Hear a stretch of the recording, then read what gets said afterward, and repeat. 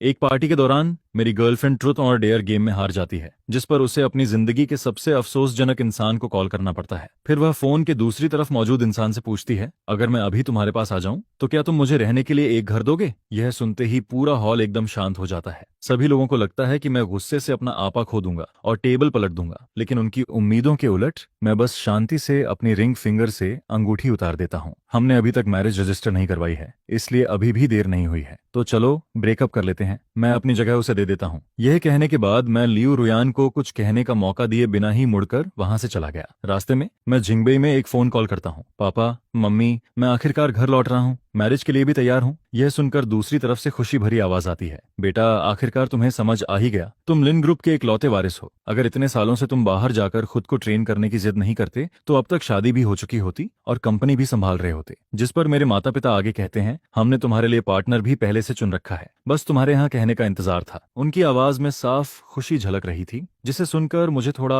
अपराध बोध महसूस हुआ, जिस पर मेरा लहजा भी अनजाने में नरम पड़ गया। मैं आपकी सारी अरेंजमेंट मान लूंगा। अच्छा, बहुत अच्छा। वेडिंग 19 तारीख को रख देते हैं। तुम कब वापस आ रहे हो? क्या पहले अपनी होने वाली पार्टनर से मिलना चाहोगे? अगर चाहो तो मैं तुम दोनों की मुलाकात अरेंज करवा देती हूँ। मम्मी की उतावली आवाज सुनकर मेरा सिर थोड़ा दर्द करने लगता है, जिस पर मैं हल्की मुस्कान के साथ कहता हूँ, मुझे फर्क नहीं पड़ता कि वह कौन है, मुझे कोई खास दिलचस्पी भी नहीं है। इसके बाद मैं उनकी बात बीच में ही काट देता हूँ। मैं जल्दी लिन फैमिली लौटकर फैमिली बिजनेस संभालना चाहता हूँ। मैरिज तो बस एक फॉर्मेलिटी है, मिलने की कोई जरूरत नहीं है। आप लोग बस वेडिंग की तैयारी कर लीजिए, मैं शादी से एक दिन पहले वापस आ जाऊंगा। मेरी बात खत्म होते ही बेडरूम का दरवाजा बाहर से खुलता है। आवाज सुनकर मैं सहज रूप से पीछे मुड़कर देखता हूँ, जिस पर लियू रुयान अंदर आती हुई दिखाई देती है। उसके चेहरे पर हल्की उलझन थी। वेडिंग? कौन सी वेडिंग? उसके सवाल भरे चेहरे को देखकर मैं आराम से कॉल काट देता हूँ। एक दोस्त की शादी है, उसने मुझे बेस्ट मैन बनने के लिए कहा है। यह सुनकर लियू रुयान के चेहरे का तनाव तुरंत कम हो जाता है और वह आगे कुछ नहीं पूछती। मैं फोन टेबल पर रखकर बाथरूम में चला जाता हूँ। थोड़ी देर बाद पानी बहने की आवाज गूंजती है और उसी समय टेबल पर रखा फोन लगातार रिंग करने लगता है। कुछ पल सोचने के बाद मैं स्क्रीन देखता हूँ,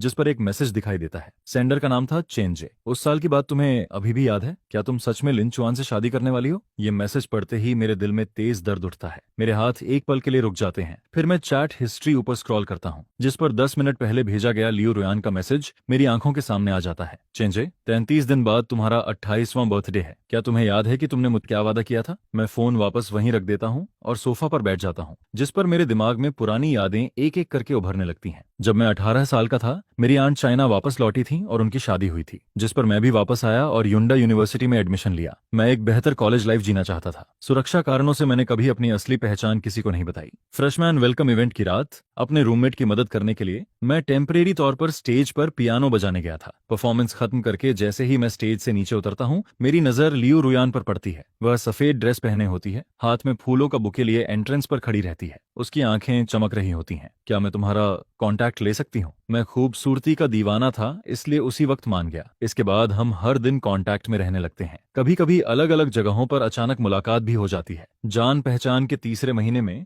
लियू रुयान खुद मुझे प्रपोज करती है। पहला प्यार, पहली नजर का आकर्षण और उसके प्रपोजल के सामने मेरे पास मना करने की कोई वजह नहीं थी, जिस पर हम दोनों रिलेशनशिप में आ जाते हैं। 21 साल की उम्र से लेकर 28 साल की उम्र तक, पूरे 7 साल। इन 7 सालों में फैमिली लगातार मुझे वापस बुलाकर मैरिज अलायंस के लिए कहती रही। मैंने कई बार लियू रुयान की सोच जानने की कोशिश की, लेकिन जैसे ही शादी की बात आती, वह हमेशा उससे बच निकलती थी। शुरुआत में मुझे लगा कि शायद वह अभी मैरिज के लिए तैयार नहीं है, लेकिन ऐसा बार बार होने पर मुझे भी कुछ अजीब लगने लगता है। फिर करीब आधे महीने पहले एक ड्रिंकिंग पार्टी में मुझे सच्चाई पता चलती है, जिस पर मुझे मालूम पड़ता है कि लियू रुयान हमेशा से अपने बचपन के दोस्त चेंजे से प्यार करती थी। बस अफसोस की बात यह थी कि चेंजे उसे सिर्फ दोस्त मानता था, और जिस वजह से लियू रुयान मेरे करीब आई थी वह भी बेहद दर्दनाक थी। पहली मुलाकात वाली रात चेंजे किसी और लड़की के साथ था, जबकि स्टेज पर पियानो बजाते हुए मुझमें उसे चेंजे की थोड़ी झलक दिखाई दी थी। अपने दिल का खालीपन भरने और चेंजे को भूलने की कोशिश में उसने मुझे चुना। इसके बाद के सालों में चेंजे दर्जनों बार रिलेशनशिप में गया और हर बार ब्रेकअप भी किया। जब भी उसे किसी से अलग होते देखती,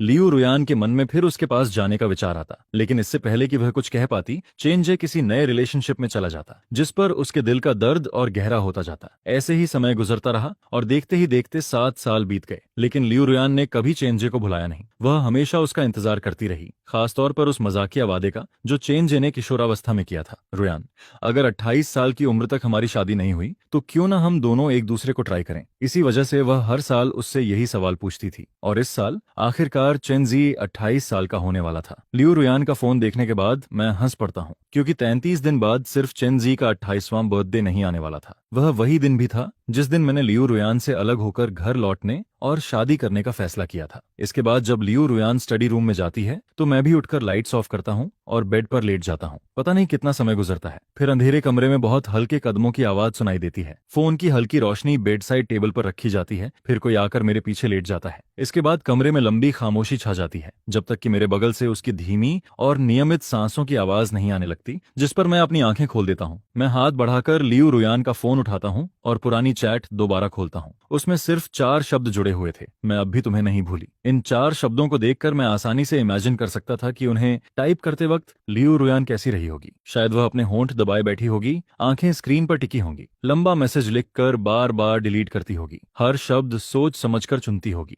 उसे डर भी रहा होगा कि उसकी फीलिंग्स बहुत जल्दी समझ ली जाएं, और यह डर भी कि कहीं समझी ही न जाएं। ऐसी सावधानी और झिझक मैंने उसमें सिर्फ चेन जे के सामने ही देखी थी। यह सोचकर मेरे होंठों पर एक कड़वी मुस्कान आ जाती है। वह पूरे दिल से उस 28 साल वाले वादे का इंतजार कर रही थी, पूरे दिल से चेन जे के उससे शादी करने की हाँ का इंतजार कर रही थी। उस रात मैं पूरी तरह जागता रहा, आंखें बंद थीं, लेकिन नींद बिल्कुल नहीं आई। सुबह होते ही बगल से हल्की सरसराहट की आवाज आती है, जिस पर मैं आंखें खोल देता हूँ। लियू रुयान हाथों पर लोशन लगा रही होती है, फिर वह उलझन भरे चेहरे के साथ मेरी तरफ देखती है। आज इतनी जल्दी क्यों उठ गए, कोई काम है क्या? मैं काफी देर तक चुप रहता हूँ, फिर धीरे से कहता हूँ, आज तुम्हारा बर्थडे है, क्या तुम भूल गई हो? यह सुनते ही लियू रुयान एक पल के लिए ठिठक गई, जिस पर लियू रुयान कुछ पल चुप रहती है और फिर सिर हिलाकर हामी भर देती है। पिछले आधे महीने से लियू रुयान का पूरा ध्यान सिर्फ उस 28 साल वाले वादे पर था। चेन जे के अलावा वह किसी और चीज के बारे में सोच ही नहीं रही थी। अब तो हाल यह था कि उसे अपना बर्थडे तक याद नहीं रहा। यह सोचकर मेरा दिल और भी भारी हो जाता है। पिछले 2 महीनों से मैं उसके लिए सरप्राइज तैयार करने में लगा था, लेकिन आखिर में मेरी सारी मेहनत बेकार चली गई। मेरे दिल में कड़वाहट भर जाती है, जिस पर लियू रुयान मेरे बदलते चेहरे पर ध्यान दिए बिना कहती है, बस साधारण सा सेलिब्रेशन कर लेना, पहले की तरह इतना ग्रैंड करने की जरूरत नहीं है। पिछले कई सालों से मैं हमेशा उसकी बर्थडे पार्टी को खास बनाने की पूरी कोशिश करता था, सिर्फ इसलिए कि वह खुश रहे, लेकिन उसने कभी मेरी मेहनत और त्याग को अहमियत नहीं दी। इसलिए उसकी बात सुनकर मेरी आवाज में हल्का सा आत्मव्यंग्य आ जाता है। पार्टी की सारी तैयारी हो चुकी है, सभी लोगों ने आने का वादा किया है, इसलिए अब इसे कैंसिल नहीं किया जा सकता। 3 महीने पहले से तैयारी शुरू कर दी थी। उस समय मुझे नहीं पता था कि तुम्हारे दिल में कोई और है। अगर पहले से पता होता तो मैं ये पार्टी कभी ऑर्गेनाइज नहीं करता। मेरी बात सुनकर लियू रुयान कुछ नहीं कहती, फिर वह फोन उठाती है और बेडरूम से बाहर चली जाती है, जिस पर उसके मुड़ने से पहले मैं उसकी हल्की सिकुड़ी हुई भौहें देख लेता हूँ। कंपनी पहुंचने के बाद मैं सीधे मैनेजर के ऑफिस में जाकर रेजिग्नेशन लेटर जमा कर देता हूँ। जब मैं बाहर निकलता हूँ तो मेरे हाथ में रेजिग्नेशन देखकर पूरा ऑफिस जैसे फट पड़ता है। शाओचुआन, तुम सच में जा रहे हो? अभी तो बताया और तुरंत इस्तीफा भी दे दिया। नई जॉब मिल गई क्या,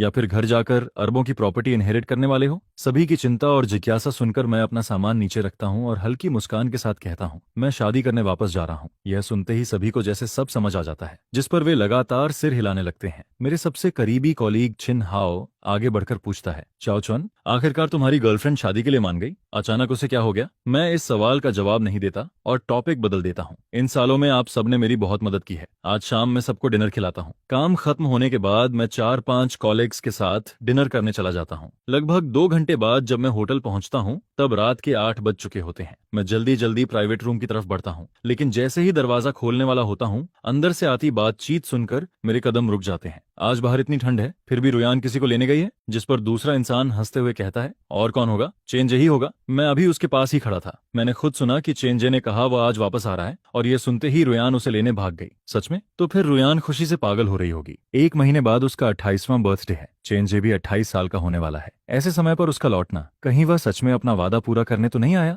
मैंने सुना है चेंजे फिर से सिंगल हो गया है। लगता है इस बार वह सच में वापस आया है। लेकिन अगर दोनों सच में साथ आ गए तो लिन चुआन का क्या होगा? हम इतने सालों से उससे ये बात छुपा रहे हैं। 7 साल हो गए, उसे तो ये भी नहीं पता कि चेंजे कौन है। वह अभी भी पूरी शिद्दत से रुयान से प्यार करता है, जिस पर कोई आह भरते हुए कहता है, तो हम क्या कर सकते हैं? रुयान का दिल तो हमेशा चेंजे के लिए ही धड़कता है। अगर चेंजे वादा निभाने को तैयार हो गया तो बस लिन चुआन की किस्मत खराब समझो। वैसे भी लिन चुआन का बैकग्राउंड कोई खास नहीं है। अगर ब्रेकअप हुआ तो संभालना आसान रहेगा। हालांकि इन सालों में उसने रुयान और हम सब के लिए बहुत कुछ किया है, लेकिन आखिर हम रुयान के बेस्ट फ्रेंड्स हैं, हमें उसी का साथ देना होगा। अगर दोनों का सच में ब्रेकअप हो जाए तो रुयान को ज्यादा परेशान मत करना। उसे कह देना कि लिन चुआन को थोड़ा हाउस, कार या कुछ पैसे दे दे, ब्रेकअप कंपेंसेशन समझ लेना। मैं चुपचाप यह सब सुनता रहता हूँ। मेरे चेहरे पर कोई रिएक्शन नहीं आता। फिर अचानक मेरे मन में वहां से चले जाने का ख्याल आता है। अजीब बात यह थी कि अब मुझे आधे महीने पहले जैसी तकलीफ नहीं हो रही थी, बल्कि सब कुछ थोड़ा हास्यास्पद लग रहा था। लियो रोयान मुझसे ब्रेकअप करना चाहती थी और इसके लिए अपने बेस्ट फ्रेंड से प्लानिंग भी कर चुकी थी। 7 साल तक मैं आखिर किस चीज को रिलेशनशिप समझकर जीता रहा। बस अफसोस इतना था कि इस बार जाने वाला इंसान मैं था। उसी समय कुछ वेटर्स शराब लेकर अंदर जाते हैं, जिस पर मैं जल्दी से पीछे हट जाता हूँ। दरवाजा खुलते ही अंदर की सारी बातचीत अचानक बंद हो जाती है, जैसे कुछ हुआ ही ना हो। मैं हल्की मुस्कान के साथ अंदर जाता हूँ और सभी को ग्रीटिंग करता हूँ। थोड़ी देर सोशलाइजिंग करने के बाद प्राइवेट रूम का दरवाजा दोबारा खुलता है, जिस पर लियो रोयान एक अनजान आदमी को साथ लेकर अंदर आती है। उसकी हाइट और बॉडी शेप देखकर मैं कुछ पल के लिए चुप हो जाता हूँ, क्योंकि वह 3-4 हिस्सों तक मुझसे मिलता जुलता था। लियो रोयान उसे पूरे रूम में घुमाकर सबसे मिलवाती है। आखिर में वह उसे लेकर मेरे सामने आती है। यह मेरा बचपन का सबसे अच्छा दोस्त है। वह थोड़ा रुकती है, फिर कहती है, चैनजे। इसके बाद वह मेरी तरफ देखकर बोलती है,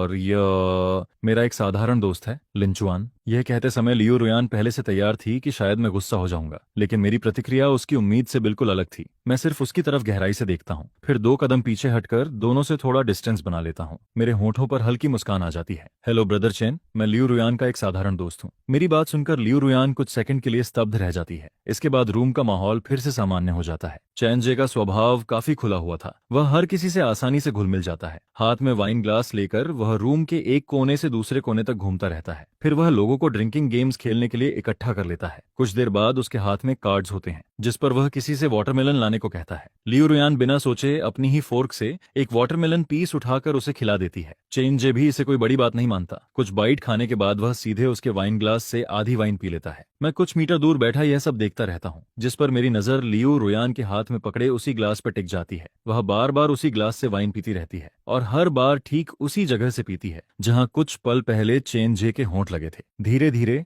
वह नशे में आने लगती है, लेकिन बर्थडे पार्टी का सबसे जरूरी हिस्सा अभी बाकी था। सभी लोग बर्थडे सॉन्ग गाने लगते हैं और उसे कैंडल बुझाने के लिए खड़ा करते हैं, जिस पर पूरा रूम अचानक शांत हो जाता है। मैं खुद उठकर केक लाता हूँ और कैंडल्स लगाता हूँ। 28 नंबर वाली कैंडल देखकर लियो रोयान अपनी कनपटी दबाती है, जैसे नशा कम करने की कोशिश कर रही हो। फिर उसकी धुंधली नजर पूरे रूम में घूमती है। अचानक वह एक उंगली ऊपर उठाती है। इस साल मैं विश नहीं मांगना चाहती, मैं एक सवाल पूछना चाहती हूँ। यह कहते हुए वह सीधा चेन जरे की तरफ इशारा करती है। उसकी नशे में डूबी आंखें भी उसी पर टिकी रहती हैं। ब्रोदर चेन, तुम जल्द ही 28 साल के होने वाले हो। मैं तुमसे एक सवाल पूछना चाहती हूँ, क्या इस समय तुम्हारी कोई गर्लफ्रेंड है? यह सवाल सुनते ही रूम में बैठे सभी लोग एक दूसरे की तरफ देखने लगते हैं। चारों तरफ से आती नजरों का सामना करते हुए चेनजे अपनी बैठने की पोजीशन ठीक करता है, फिर शांत स्वर में जवाब देता है, फिलहाल नहीं। उसके जवाब के बाद कुछ सेकंड की खामोशी छा जाती है। फिर अचानक कोई जोर से चिल्लाता है, वाह, और पूरा रूम शोर से भर जाता है। नशे में धुत बेस्ट फ्रेंड्स उछलकर खड़े हो जाते हैं। वे लियो रोयान को घेर लेते हैं और नाचने गाने लगते हैं। इस पूरे हंगामे के बीच मैं अपनी जगह पर शांत बैठा रहता हूँ, बिल्कुल वैसे ही जैसे एक साधारण दोस्त जिसे कुछ भी पता नहीं है। सुबह होने तक पार्टी चलती रहती है। जब सभी लोग चले जाते हैं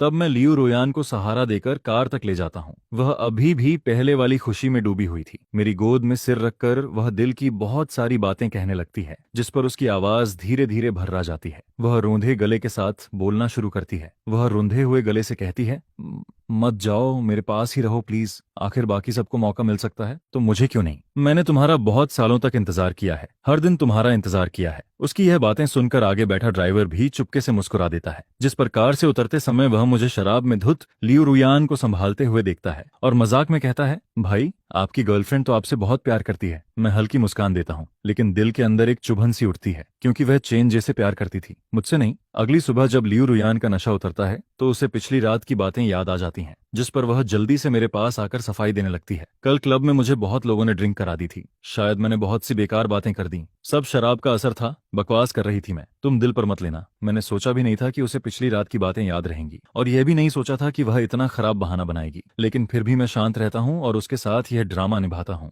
मैं हल्के से सिर हिला देता हूँ, कोई बात नहीं, मैं समझता हूँ।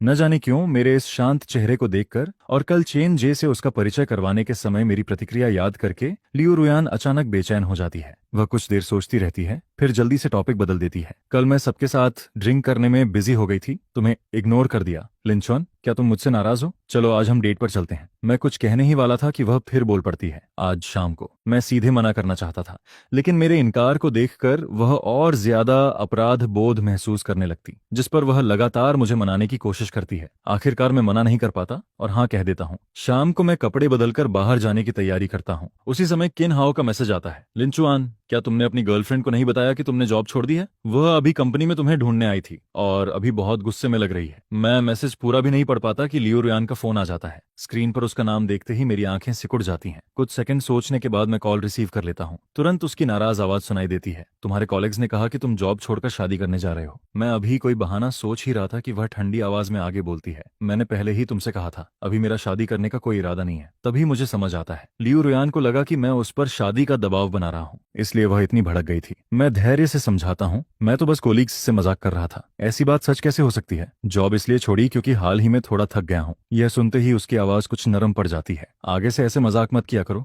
मैं धीमी आवाज में पूछता हूँ, तुम अभी कहाँ आने हो? जरूरत हो तो मैं तुम्हारे पास आ जाऊं? मैं अपना एड्रेस बताने ही वाला था कि अचानक फोन के दूसरी तरफ से बहुत हल्की हंसी सुनाई देती है। वह हंसी चेंजे की लग रही थी, जिस पर मेरे होंठों तक आया हुआ एड्रेस वापस निगल लिया जाता है। अगले ही पल कॉल कट जाती है। धीरे धीरे अंधेरी होती स्क्रीन को देखते हुए मेरे होंठों पर व्यंग्य भरी मुस्कान आ जाती है। अगर वह सच में मेरे पास आना चाहती है तो फोन इतनी जल्दी क्यों काटती? वह तो बस औपचारिकता निभा रही थी और मैं बेवकूफों की तरह उसे सच मानने लगा था। इसके बाद मैं टैक्सी लेकर उस रेस्टोरेंट की तरफ निकल जाता हूँ जहां मिलने का तय हुआ था। मेरा नाम सुनते ही स्टाफ मुझे ऊपर वाले फ्लोर के प्राइवेट रूम तक ले जाता है। दरवाजा खुलते ही मेरे सामने खाने से भरी पूरी टेबल दिखाई देती है, लेकिन वहां कोई इंसान नहीं था। मेरे चेहरे पर सवाल देखकर स्टाफ सम्मान से समझाता है, मिस लियो ने 10 मिनट पहले टेबल रिजर्व की थी। उन्होंने कहा था कि आप पहले लंच कर लें। उन्हें कोई जरूरी काम आ गया है, इसलिए शायद थोड़ी देर से आएंगी। जिस पर मुझे तुरंत सब समझ आ जाता है। अभी हुई फोन कॉल याद आते ही मैं मन ही मन मुस्कुरा देता हूँ। शायद वह फिर चेंजे के साथ चली गई थी। असल में मेरे लिए यह कोई नई बात नहीं थी। जब भी वह अपने दिल के इंसान के साथ होती थी, बाकी सारी चीजें उसके लिए महत्व खो देती थीं। मैं ज्यादा नहीं सोचता और सीधे प्राइवेट रूम में बैठ जाता हूँ। स्टाफ बड़े उत्साह से हर डिश का परिचय देता है। मेरे सामने पूरी टेबल सी फूड से भरी हुई थी, जिस पर मैं हल्का सा भौहें सिकोड़ लेता हूँ। यूरोप में बिताए गए वर्षों के दौरान मैंने इतना सी फूड खाया था कि अब उससे ऊब चुका था। देश लौटने के बाद भी मेरी यह आदत नहीं बदली। अगर पहले की बात होती तो लियो रुयान की पसंद के लिए मैं चुपचाप ये सब खा लेता, लेकिन अब मैं खुद को और मजबूर नहीं करना चाहता था। मैं सीधे स्टाफ से कहता हूँ, ये सब हटा दीजिए। स्टाफ घबरा जाता है, सर मिस लियो पहले ही पेमेंट कर चुकी हैं, ये सब बहुत महंगा है। अगर हटाया गया तो रिफंड नहीं मिलेगा। मैं जेब से कार्ड निकालकर उसकी तरफ बढ़ा देता हूँ। मुझे पता है, सब हटाइए और नया मेन्यू लाइए। ये कार्ड स्वाइप कर दीजिए, चिंता मत कीजिए, मैं पे कर सकता हूँ। जब तक मेरा खाना खत्म होता है लियो रुयान फिर भी नहीं आती, जिस पर मैं उसका इंतजार किए बिना पेमेंट करता हूँ और वापस लौट जाता हूँ। रास्ते में ही कुछ मैसेजेस आने लगते हैं। लिंचुआन, क्या आज रात तुम कहीं और रुक सकते हो? चेंजे अभी अभी वापस आया है, उसका पुराना घर साफ नहीं हुआ इसलिए वहां नहीं रह सकता, और उसकी तबीयत भी ठीक नहीं है। उसका पेट खराब है, कोई देखभाल करने वाला होना चाहिए। मैं चाहती हूँ कि वह आज रात यहाँ रुक जाए, क्या ये ठीक रहेगा? ये मैसेज पढ़कर मैं हंस पड़ता हूँ। वह चेंजे की देखभाल भी करना चाहती थी और साथ ही उससे हमारे रिलेशनशिप की सच्चाई भी छुपाना चाहती थी। सच में कमाल था। इस बार मेरा उसके साथ ड्रामा करने का मन नहीं करता, जिस पर मैं सीधा पूछ लेता हूँ, वह तुम्हारा दोस्त ही तो है, फिर हमारे रिलेशनशिप को उससे क्यों छुपा रही हो? और आखिर कब तक छुपाओगी? मैसेज भेजने के काफी देर बाद जवाब आता है, लेकिन लियो रुयान कोई सफाई नहीं देती। वह सिर्फ एक डेट भेजती है, 18 तारीख। अगर यह पहले होता तो शायद मैं इसका मतलब नहीं समझता, लेकिन अब मैं बहुत अच्छी तरह जानता था। 18 तारीख चेनजे का बर्थडे था। अगर उस दिन चेनजे उसका हाथ थाम लेता तो वह बिना किसी झिझक के मुझसे ब्रेकअप कर लेती, और अगर चेनजे उसे ठुकरा देता तो वह पलटकर मेरे पास आती, फिर शादी की बात छेड़ती। अगर मैं मना कर देता तो वह कह सकती थी कि वह तो बस मजाक कर रही थी, चाहे आगे बढ़े या पीछे हटे। दोनों तरफ उसके पास परफेक्ट एग्जिट प्लान मौजूद था, जिस पर मुझे उसकी प्लानिंग की तारीफ करनी पड़ती है। लेकिन अफसोस, मैं उसकी लव स्टोरी का बैकअप ऑप्शन नहीं बनना चाहता था, इसलिए मैं उसे कोई रिप्लाई नहीं देता। सीधे फोन स्विच ऑफ कर देता हूँ और एक होटल का एड्रेस बताकर वहां चला जाता हूँ। सोने से पहले थोड़ी वाइन पीता हूँ और फिर गहरी नींद में सो जाता हूँ। जब मेरी आंख खुलती है तब अगली शाम हो चुकी होती है। मैं टाइम देखने के लिए फोन ऑन करता हूँ, जिस पर दर्जनों नए मैसेजेस सामने आ जाते हैं। उनमें ज्यादातर लियो रुयान के थे, बाकी उसके बेस्ट फ्रेंड्स के। तुम कहाँ हो? फोन क्यों नहीं उठा रहे? मैसेज का रिप्लाई क्यों नहीं दे रहे? डराना बंद करो, रुयान पूरी रात तुम्हें ढूंढती रही है। इन मैसेजेस को पढ़कर मेरे होंठों पर ठंडी हंसी आ जाती है। क्या सिर्फ फोन ऑफ करके सो जाना भी किसी को डराना कहलाता है? और फिर क्या उन लोगों को सच में मेरी चिंता थी? आखिर लियो रुयान के दिल में तो हमेशा चेंज ही था। उसे मेरी परवाह क्यों होती? मैं मैसेजेस पढ़ ही रहा था कि लियो रुयान का कॉल फिर आ जाता है। इस बार उसकी आवाज बिल्कुल भी नरम नहीं थी। चैनजे ने बस एक रात के लिए घर उधार लिया था। क्या तुम्हें इतना गुस्सा करने की जरूरत थी? अगर तुम नाराज भी थे तो इस तरह गायब होकर गुस्सा दिखाने की क्या जरूरत थी? मैं उसकी बात सुनता रहता हूँ, लेकिन इस बार मैं कोई सफाई देने की कोशिश नहीं करता, बल्कि शांत होकर उसकी अगली बात का इंतजार करता हूँ। बहाना था, कोई गुस्सा नहीं था, बस फोन की बैटरी खत्म हो गई थी और अपने आप स्विच ऑफ हो गया था। अगर पहले की बात होती तो लियू नुयेन शायद मेरी इस बात पर यकीन कर लेती, लेकिन आज पता नहीं क्यों वह अचानक मुझसे सवाल पर सवाल करने लगती है, जिस पर वह पूछती है, तो फिर पहले किसी भी वक्त तुमसे संपर्क हो जाता था, लेकिन कल रात ही फोन क्यों बंद था? यह सुनकर मैं कुछ पल के लिए रुक गया और अचानक बहुत सारी पुरानी बातें याद आने लगीं। कुछ साल पहले की एक रात लियो न्यूयेन को अचानक पेट में तेज दर्द हुआ था। वह अपनी सेक्रेटरी को फोन करना चाहती थी, लेकिन गलती से मुझे कॉल कर दिया, जिसे सुनकर मैं तुरंत दवा लेकर उसके पास पहुंच गया था। पिछले साल जब वह विदेश बिजनेस ट्रिप पर गई थी, तब वहां और यहाँ के समय में 7 घंटे का फर्क था। लियो न्यूयेन को मेरे यहाँ का टाइम याद नहीं रहता था। कई बार रात के 3-4 बजे फोन करके किसी डॉक्यूमेंट के बारे में भी पूछती थी, जिस पर मैं नींद से भरी आंखें लेकर उठता, कंप्यूटर ऑन करता और उसके लिए फाइल ढूंढता था। 3 महीने पहले मेरा अपेंडिक्स का ऑपरेशन हुआ था। मैं अभी अभी ऑपरेशन थिएटर से बाहर आया था और एनेस्थीसिया का असर भी पूरी तरह खत्म नहीं हुआ था। तभी उसका मैसेज आया कि उसे मिल्क टी पीनी है, जिस पर मैंने नर्स से कहकर उसके लिए मिल्क टी मंगवाई थी। एक एक घटना इस बात का सबूत थी कि मैं उसे हद से ज्यादा प्यार करता था, लेकिन अफसोस, चाहे मैंने कितना भी दिया हो, वह कभी मेरी तरफ नहीं आई। जिस पर मेरी आवाज में अनजाने में थोड़ी कड़वाहट आ जाती है। बस इतना था कि जब तुम्हें मेरी जरूरत पड़े तब मैं वहां मौजूद रहूं, लेकिन कल शायद तुम्हें मेरी जरूरत नहीं थी। मेरी इस अजीब सी बात को सुनकर लियू न्यूयेन अंदर तक हिल जाती है। 7 साल के रिश्ते में मैं हमेशा उसे खुश रखता था, उसकी हर बात मानता था। हमारे बीच कभी झगड़ा नहीं हुआ था, न ही कभी बहस इतनी बढ़ी थी कि चेहरे लाल हो जाएं। कई बातें थीं जो वह समझाना नहीं चाहती थी और मैंने भी कभी जबरदस्ती नहीं पूछी। रोजमर्रा की जिंदगी से लेकर डेट्स तक मैं हर छोटी बड़ी बात में उसका ख्याल रखता था। लियू न्यूयेन को मानना पड़ता है कि मैं लगभग एक परफेक्ट बॉयफ्रेंड था। यह सोचकर उसकी आवाज भी थोड़ी नरम पड़ जाती है। मुझे पता है, अभी मैं बस तुम्हारी बहुत चिंता कर रही थी, इसलिए ज्यादा बोल गई, सॉरी। वैसे तुम अभी कहाँ हो? मैं तुम्हें लेने आ जाती हूँ। लेकिन इस वक्त मेरा उससे मिलने का कोई मन नहीं था, जिस पर मैंने सिर्फ इतना कहा, जरूरत नहीं है, और टैक्सी लेकर घर लौट आया। घर पहुंचते ही मेड मुझसे कहती है, मिस लियू अभी थोड़ी देर पहले बाहर गई हैं। बिना सोचे भी मैं समझ जाता हूँ कि शायद फिर से तांत्रेज उसे अपने साथ ले गया होगा। हवा में अब भी मर्दों वाले परफ्यूम की खुशबू तैर रही थी, लेकिन मैंने उससे यह नहीं पूछा कि लियू न्यूयेन कहाँ गई है, बल्कि सीधे कहा कि खिड़कियां खोल दो ताकि हवा अंदर आ सके। इसके बाद अगले आधे महीने तक मेरी लियू न्यूयेन से मुलाकात नहीं होती है। ऐसा लगता है जैसे मैं इस गर्लफ्रेंड के बिना रहने का आदी हो गया हूँ। न कोई फोन कॉल, न कोई रिप्लाई। हालांकि ट्रांतिशा की सोशल मीडिया पोस्ट्स देखकर मैं उसकी हर एक्टिविटी जानता रहता हूँ, लेकिन मैं अब उससे सवाल नहीं करना चाहता था, न ही ये जानना चाहता था कि आखिर उसके मन में क्या चल रहा है। मेरे लिए अब हर गुजरता दिन सिर्फ एक काउंटडाउन था और मैं अपनी एनर्जी ऐसे इंसान पर खर्च नहीं करना चाहता था जिससे आखिरकार अलग होना ही था। न्यू ईयर की पूर्व संध्या पर बर्फ गिरनी शुरू हो जाती है। मेरा मूड ठीक था, इसलिए मैं पूरी रात फ्रेंच विंडो के सामने बैठकर मूवी देखता रहता हूँ। सुबह होने से पहले बाहर पटाखों की आवाज गूंजने लगती है। मैं थोड़ा थका हुआ स्विंग चेयर पर लेटकर सोशल मीडिया स्क्रॉल कर रहा होता हूँ। तभी पूरी रात शांत पड़ा बेडरूम अचानक कदमों की आवाज से भर जाता है, जिस पर मैं उठकर देखता हूँ और सामने लियो न्यूयेन नशे में धुत लौटती दिखाई देती है। वह लड़खड़ाते हुए अंदर आती है, हाथों में पकड़े बड़े बड़े बैग्स सोफा पर फेंक देती है और फिर एक एक करके सामान निकालना शुरू करती है। यह 2 स्कार्व्स हैं, बाहर इतनी बर्फ पड़ रही है। लाम एक्सुएन, तुम्हें ठंड तो नहीं लग रही? और यह ब्रेसलेट है जो मैंने कुछ दिन पहले तुम्हारे न्यू ईयर गिफ्ट के लिए खरीदा था, देखो पसंद आया या नहीं? यह कहते हुए वह सारे गिफ्ट्स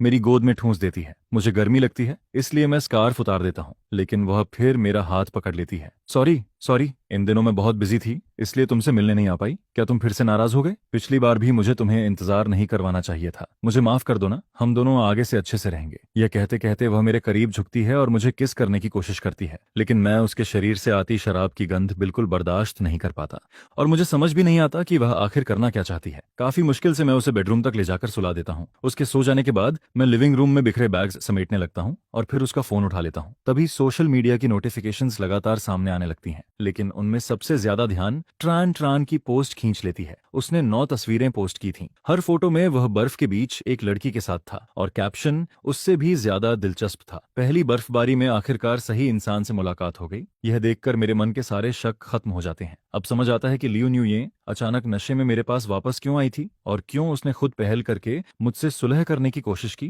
क्योंकि जिस इंसान से वह प्यार करती थी वह अब किसी और के साथ नया रिश्ता रिश्ता शुरू कर चुका था। अगर ऐसा नहीं होता तो वह मुझे जैसे पुराने इंसान को कैसे याद करती, जिस पर मेरी आंखों में एक व्यंग्य भरी मुस्कान चमक जाती है। मैं अपनी कलाई से घड़ी उतारकर सीधे टेबल पर फेंक देता हूँ। इसके बाद अगले कुछ दिनों में लियो न्यूयेन जैसे पूरी तरह बदल जाती है। वह कहीं नहीं जाती, बस घर पर रहती है और कहती है कि मेरे साथ समय बिताना चाहती है। मेरा पेट ठीक नहीं रहता तो वह खुद मेरे लिए दलिया बनाती है। मैं ट्रैवल एडवर्टाइजमेंट को 2 बार ज्यादा देख लूं तो वह अगले साल साथ घूमने जाने की प्लानिंग शुरू कर देती है। शायद चोट लगने के बाद इस बार वह पहले से भी ज्यादा अच्छे तरीके से मेरे साथ पेश आ रही थी, लेकिन अब मैं कभी उसके दिखावे में नहीं आने वाला था। मैं बस चुपचाप लियो न्यूयन को एक आदर्श गर्लफ्रेंड का रोल निभाते हुए देखता रहता हूँ और वह मेरी कुछ बातों के लिए भाग दौड़ करती रहती है, लेकिन मेरे मन में उसके लिए अब कोई अपराध बोध नहीं था। आखिर यह सब वह सिर्फ अपने पुराने कर्ज चुकाने के लिए कर रही थी और मुझे इसे स्वीकार करने में कोई मानसिक बोझ नहीं था। स्प्रिंग फेस्टिवल के बाद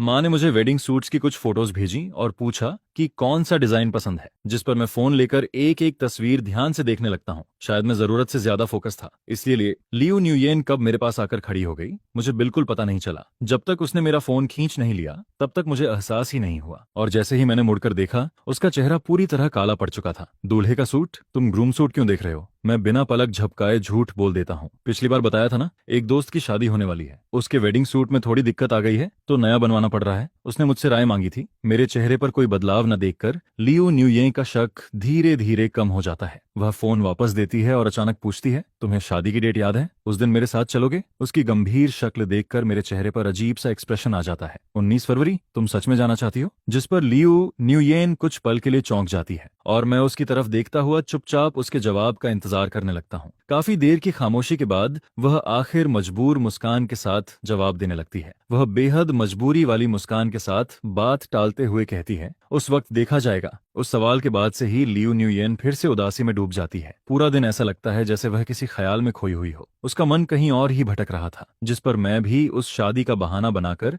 बिना किसी झिझक के उसके सामने अपना सामान पैक करना शुरू कर देता हूँ। ग्रेजुएशन के बाद इस रिवर साइड अपार्टमेंट में शिफ्ट हुए पूरे 6 साल हो चुके थे।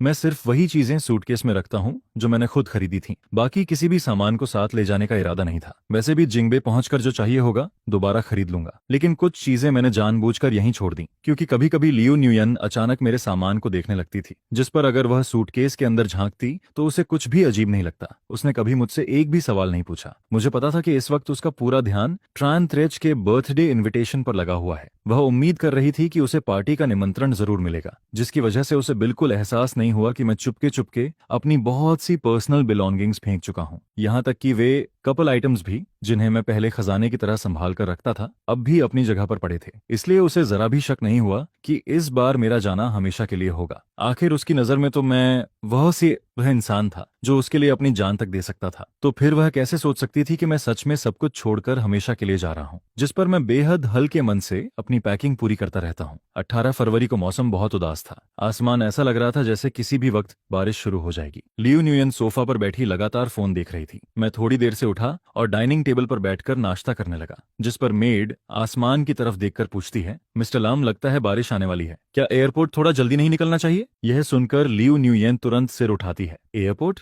एयरपोर्ट क्यों जाना है? फिर उसे अचानक याद आता है, ओह, कल शादी में जाना है। उस दिन मैंने कहा था कि सोचूंगी। अब फैसला कर लिया क्या? जिस पर मैं बस सामान्य तरीके से जवाब देता हूँ और चुपचाप उसकी तरफ देखने लगता हूँ। कुछ सेकंड की खामोशी के बाद लियो न्यूयेन आखिर कहती है, जगह काफी दूर है, मैं तुम्हें एयरपोर्ट छोड़ देती हूँ। उसके इस जवाब पर मुझे बिल्कुल भी हैरानी नहीं होती। मैं आराम से टोस्ट का आखिरी टुकड़ा खत्म करता हूँ और फिर बेडरूम में जाकर सामान उठा लेता हूँ। इसके बाद हम दोनों कार में बैठ जाते हैं, लेकिन जैसे ही लियो न्यूयेन सीट बेल्ट लगाती है उसका फोन बज उठता है, जिस पर वह जल्दी से फोन खोलती है। अगले ही पल उसके चेहरे पर छिपी न जा सकने वाली खुशी दिखाई देने लगती है। वह फोन नीचे रखती है, सीधे सीट बेल्ट खोलती है और कार का दरवाजा खोलकर बाहर निकल जाती है। जब वह नीचे उतर चुकी होती है तभी उसे एहसास होता है कि उसने क्या किया है, जिस पर वह जल्दी से झुककर मुझे समझाने लगती है। लम्सुइन, कंपनी में अचानक एक जरूरी काम आ गया है, मुझे पहले वहां जाना होगा। ड्राइवर तुम्हें एयरपोर्ट छोड़ देगा। इतने साल साथ रहने के बाद लियो न्यूयेन के चेहरे पर झलकती झिझक देखकर मैं तुरंत समझ जाता हूँ कि वह झूठ बोल रही है, लेकिन मैं उसे बेनकाब नहीं करता, बस हल्के से सिर हिला देता हूँ। ड्राइवर का इंतजार करते हुए मैं फेसबुक खोलता हूँ और जैसा मैंने सोचा था, त्राण ट्राच की नई पोस्ट सामने आ जाती है। उसने बर्थडे पार्टी वेन्यू की तस्वीरें शेयर की थीं,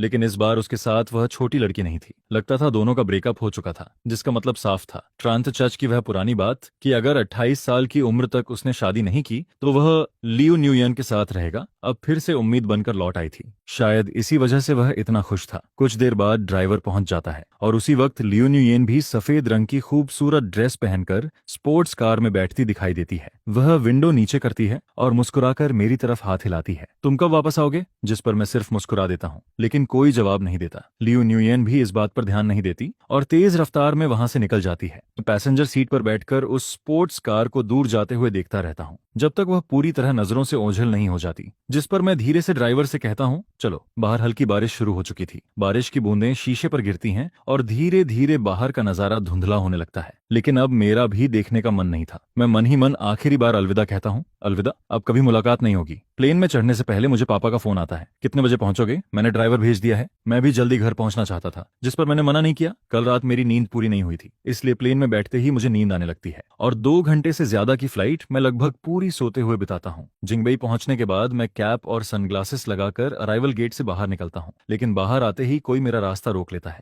लामेक्सुइन, उस साफ और मधुर आवाज को सुनकर मैं आधी नींद में ही सिर हिला देता हूँ। अंकल लैम ने मुझे आपको लेने भेजा है। मैं आंखें सिकोड़कर थाम हूसो को देखता हूँ और मन ही मन सोचता हूँ कि शायद यही ड्राइवर है, लेकिन इतनी खूबसूरत लड़की ड्राइवर कैसे हो सकती है? इसके बाद मैं कार में बैठते ही फिर से विंडो के सहारे सो जाता हूँ। जब मेरी आंख खुलती है तो बाहर एक अनजान विला दिखाई देता है, जिस पर मैं हैरानी से पूछता हूँ, यह मेरा घर तो नहीं है? मेरी प्रतिक्रिया देखकर थाम हूसो हल्का सा हंस देती है, आज नहीं है, लेकिन कल से होगा, और सही कहूं तो यह हमारा न्यू हाउस है। उसका जवाब सुनकर मैं पूरी तरह स्तब्ध रह जाता हूँ। मेरी सारी नींद एक झटके में गायब हो जाती है। मैं कैप और सनग्लासेस उतारता हूँ और नीचे देखकर थाम हूसो की तरफ देखता हूँ, जिस पर उसकी मुस्कुराती आंखें सीधे मेरी नजरों से टकराती हैं। मेरे चेहरे की हैरानी देखकर वह तुरंत कारण समझ जाती है और खुद ही हाथ आगे बढ़ाकर कहती है, वैसे मैं अपना परिचय देना भूल गई, मिस्टर लाम, मेरा नाम थाम हूसो है। मैं थोड़ा असहज होकर मुस्कुराता हूँ और जल्दी से उसका हाथ मिलाता हूँ। सॉरी, अभी नींद पूरी तरह खुली नहीं थी, इसलिए पहचान नहीं पाया। जिस पर थाम हूसो हल्के से मुस्कुराती है।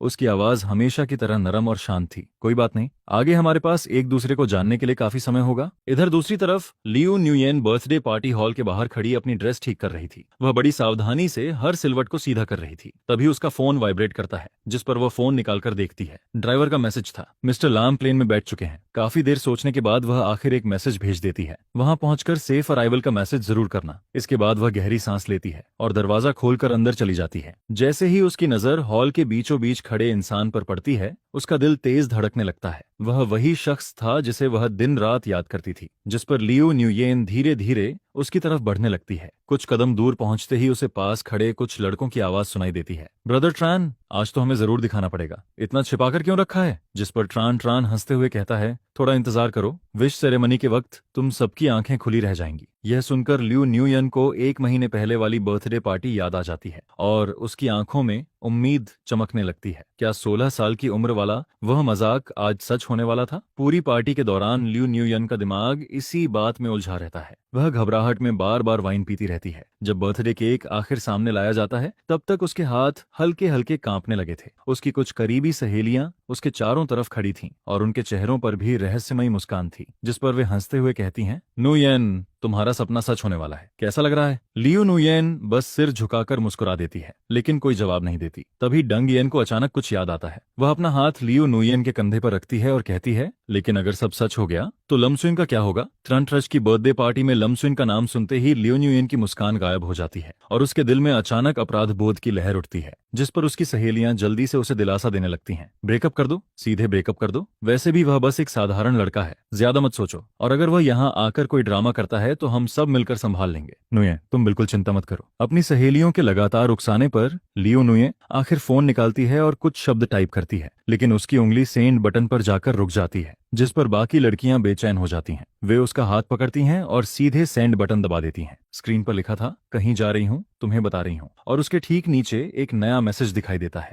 चलो हम ब्रेकअप कर लेते हैं। दोनों मैसेजेस के बीच पूरे 3 घंटे का अंतर था। समय का हिसाब लगाया जाए तो इस वक्त तक मेरा प्लेन लैंड कर चुका होगा, मतलब बहुत जल्द मैं यह मैसेज देख लूंगा। लेकिन लियो न्यूयेन अभी भी खोई हुई बैठी थी, जिस पर उसकी सहेलियां उसे खींचकर हॉल के बीचों बीच ले जाती हैं। बर्थडे सॉन्ग पूरे हॉल में गूंज रही थी और लियो न्यूयेन उम्मीद भरी नजरों से तानत्रेच को देख रही थी, जिस पर तानत्रेच अपनी आंखें बंद करता है, हाथ जोड़ता है और दिल से विश मांगता है। उम्मीद है कि मेरे 28वें बर्थडे के बाद आने वाले साल में मैं और गिया गिया हमेशा साथ रह सकें। यह सुनते ही 1 सेकंड पहले तक मुस्कुराती हुई लियो न्यूयन का चेहरा पूरी तरह सफेद पड़ जाता है। सिर्फ वही नहीं, कमरे में मौजूद बाकी लोग भी बुरी तरह चौंक जाते हैं। ग्याई ग्याई कौन है? अरे हमसे भी मिलवाओ। चारों तरफ शोर मचने लगता है, जिस पर ट्रान ट्रान मुस्कुराते हुए कहता है, मेरी गर्लफ्रेंड। अगले ही पल प्राइवेट रूम का दरवाजा बाहर से खुलता है।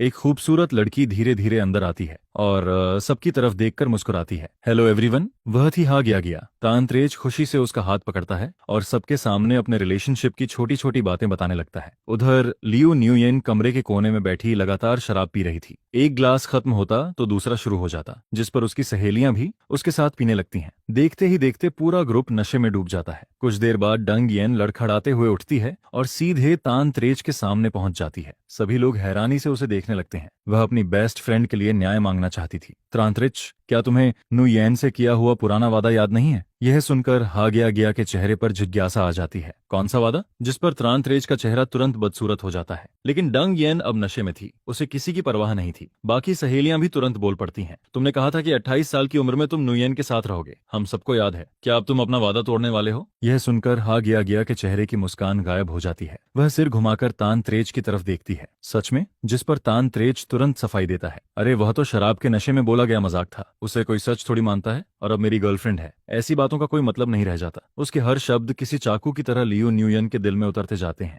वह एक हाथ से अपना सीना पकड़ती है, दूसरे हाथ से सोफा का सहारा लेकर खड़ी हो जाती है। सबकी हैरानी के बीच वह अचानक जोर से हंसने लगती है, मानो कोई पागल इंसान हंस रहा हो। सही कहा, इसका कोई मतलब नहीं है, तुम्हारी गर्लफ्रेंड है और मेरा भी बॉयफ्रेंड है, वह सब बस मजाक था। उसकी बात सुनकर हा गया फिर से मुस्कुराने लगती है। वह तानत्रेच का हाथ पकड़कर लियो न्यूयन के सामने आती है और बिल्कुल सामान्य अंदाज में पूछती है, तो फिर सब गलतफहमी थी। वैसे मैंने सुना है कि आपका बॉयफ्रेंड है, आज उसे साथ क्यों नहीं लाई? यह सुनकर लियो न्यूयन का दिमाग पूरी तरह खाली हो जाता है, लेकिन फिर भी वह मजबूरी में मुस्कुराती है। वह शादी में गया है, उसके पास आने का समय नहीं था। जिस पर हा गया समझते हुए सिर हिला देती है, लेकिन तानत्रेच की आंखों में अलग ही भाव दिखाई देता है। उसकी आवाज में शक साफ सुनाई देता था। बॉयफ्रेंड? कौन बॉयफ्रेंड? मैं इतने समय से वापस आया हूँ, लेकिन मैंने कभी उसका नाम नहीं सुना। यह सुनकर लियो न्यूयेन बिल्कुल चुप हो जाती है, जिस पर डंग येन आगे बढ़कर उसका सहारा देती है और तानत्रेच की तरफ देखकर ताने भरे अंदाज में कहती है, लाम शेन, वही नुये का बॉयफ्रेंड है, तुम्हारी बर्थडे पार्टी में जो सबसे हैंडसम लड़का था। यह सुनते ही तानत्रेच को वह रात याद आ जाती है जब मैंने मुस्कुराकर कहा था कि हम सिर्फ सामान्य दोस्त हैं। उसे तभी से कुछ अजीब लगा था, जिस पर वह तुरंत पूछ बैठता है, लेकिन उस दिन तो तुम दोनों ने खुद कहा था कि सिर्फ दोस्त हो। डंग येन हंस पड़ती है, कपल्स की लड़ाई थी बस, तुमने इतनी डेटिंग की है ये भी नहीं समझ पाए? यह सुनकर तानत्रेच का चेहरा लाल और सफेद होने लगता है। वह गुस्से से डंग येन को घूरता है, लेकिन भीतर की जलन दबा नहीं पाता। इसीलिए तो पूछ रहा हूँ, अगर सच में बॉयफ्रेंड है तो क्यों ना अभी कॉल करके पूछ लिया जाए? वैसे भी मुझे अपने नए जीजाजी से मिलना चाहिए। उसकी बात सुनते ही लियो न्यूयेन और उसकी सहेलियों के चेहरे काले पड़ जाते हैं, क्योंकि सबको अभी भेजा गया ब्रेकअप मैसेज याद आ जाता है। सिर्फ उनके चेहरे देखकर ही तानत्रेच सब समझ जाता है, जिस पर वह सीधे मेरा चैट खोलता है और वीडियो कॉल की जगह वॉइस कॉल लगा देता है। यह देखकर कुछ लड़कियां फोन छीनने के लिए दौड़ पड़ती हैं, लेकिन हा गया उनके सामने आकर खड़ी हो जाती है। तानत्रेच फोन का वॉल्यूम मैक्सिमम पर कर देता है। पूरे रूम में अचानक सन्नाटा छा जाता है। अब सिर्फ रिंगिंग टोन सुनाई दे रही थी। लियो न्यूयन अपनी मुट्ठियां कसकर भींच लेती है और मन ही मन प्रार्थना करने लगती है। वह चाहती थी कि मैं फोन न उठाऊं, वह चाहती थी कि मैंने अभी तक ब्रेकअप मैसेज न देखा हो। हर रिंग के साथ उसका दिल और तेज धड़कने लगता है।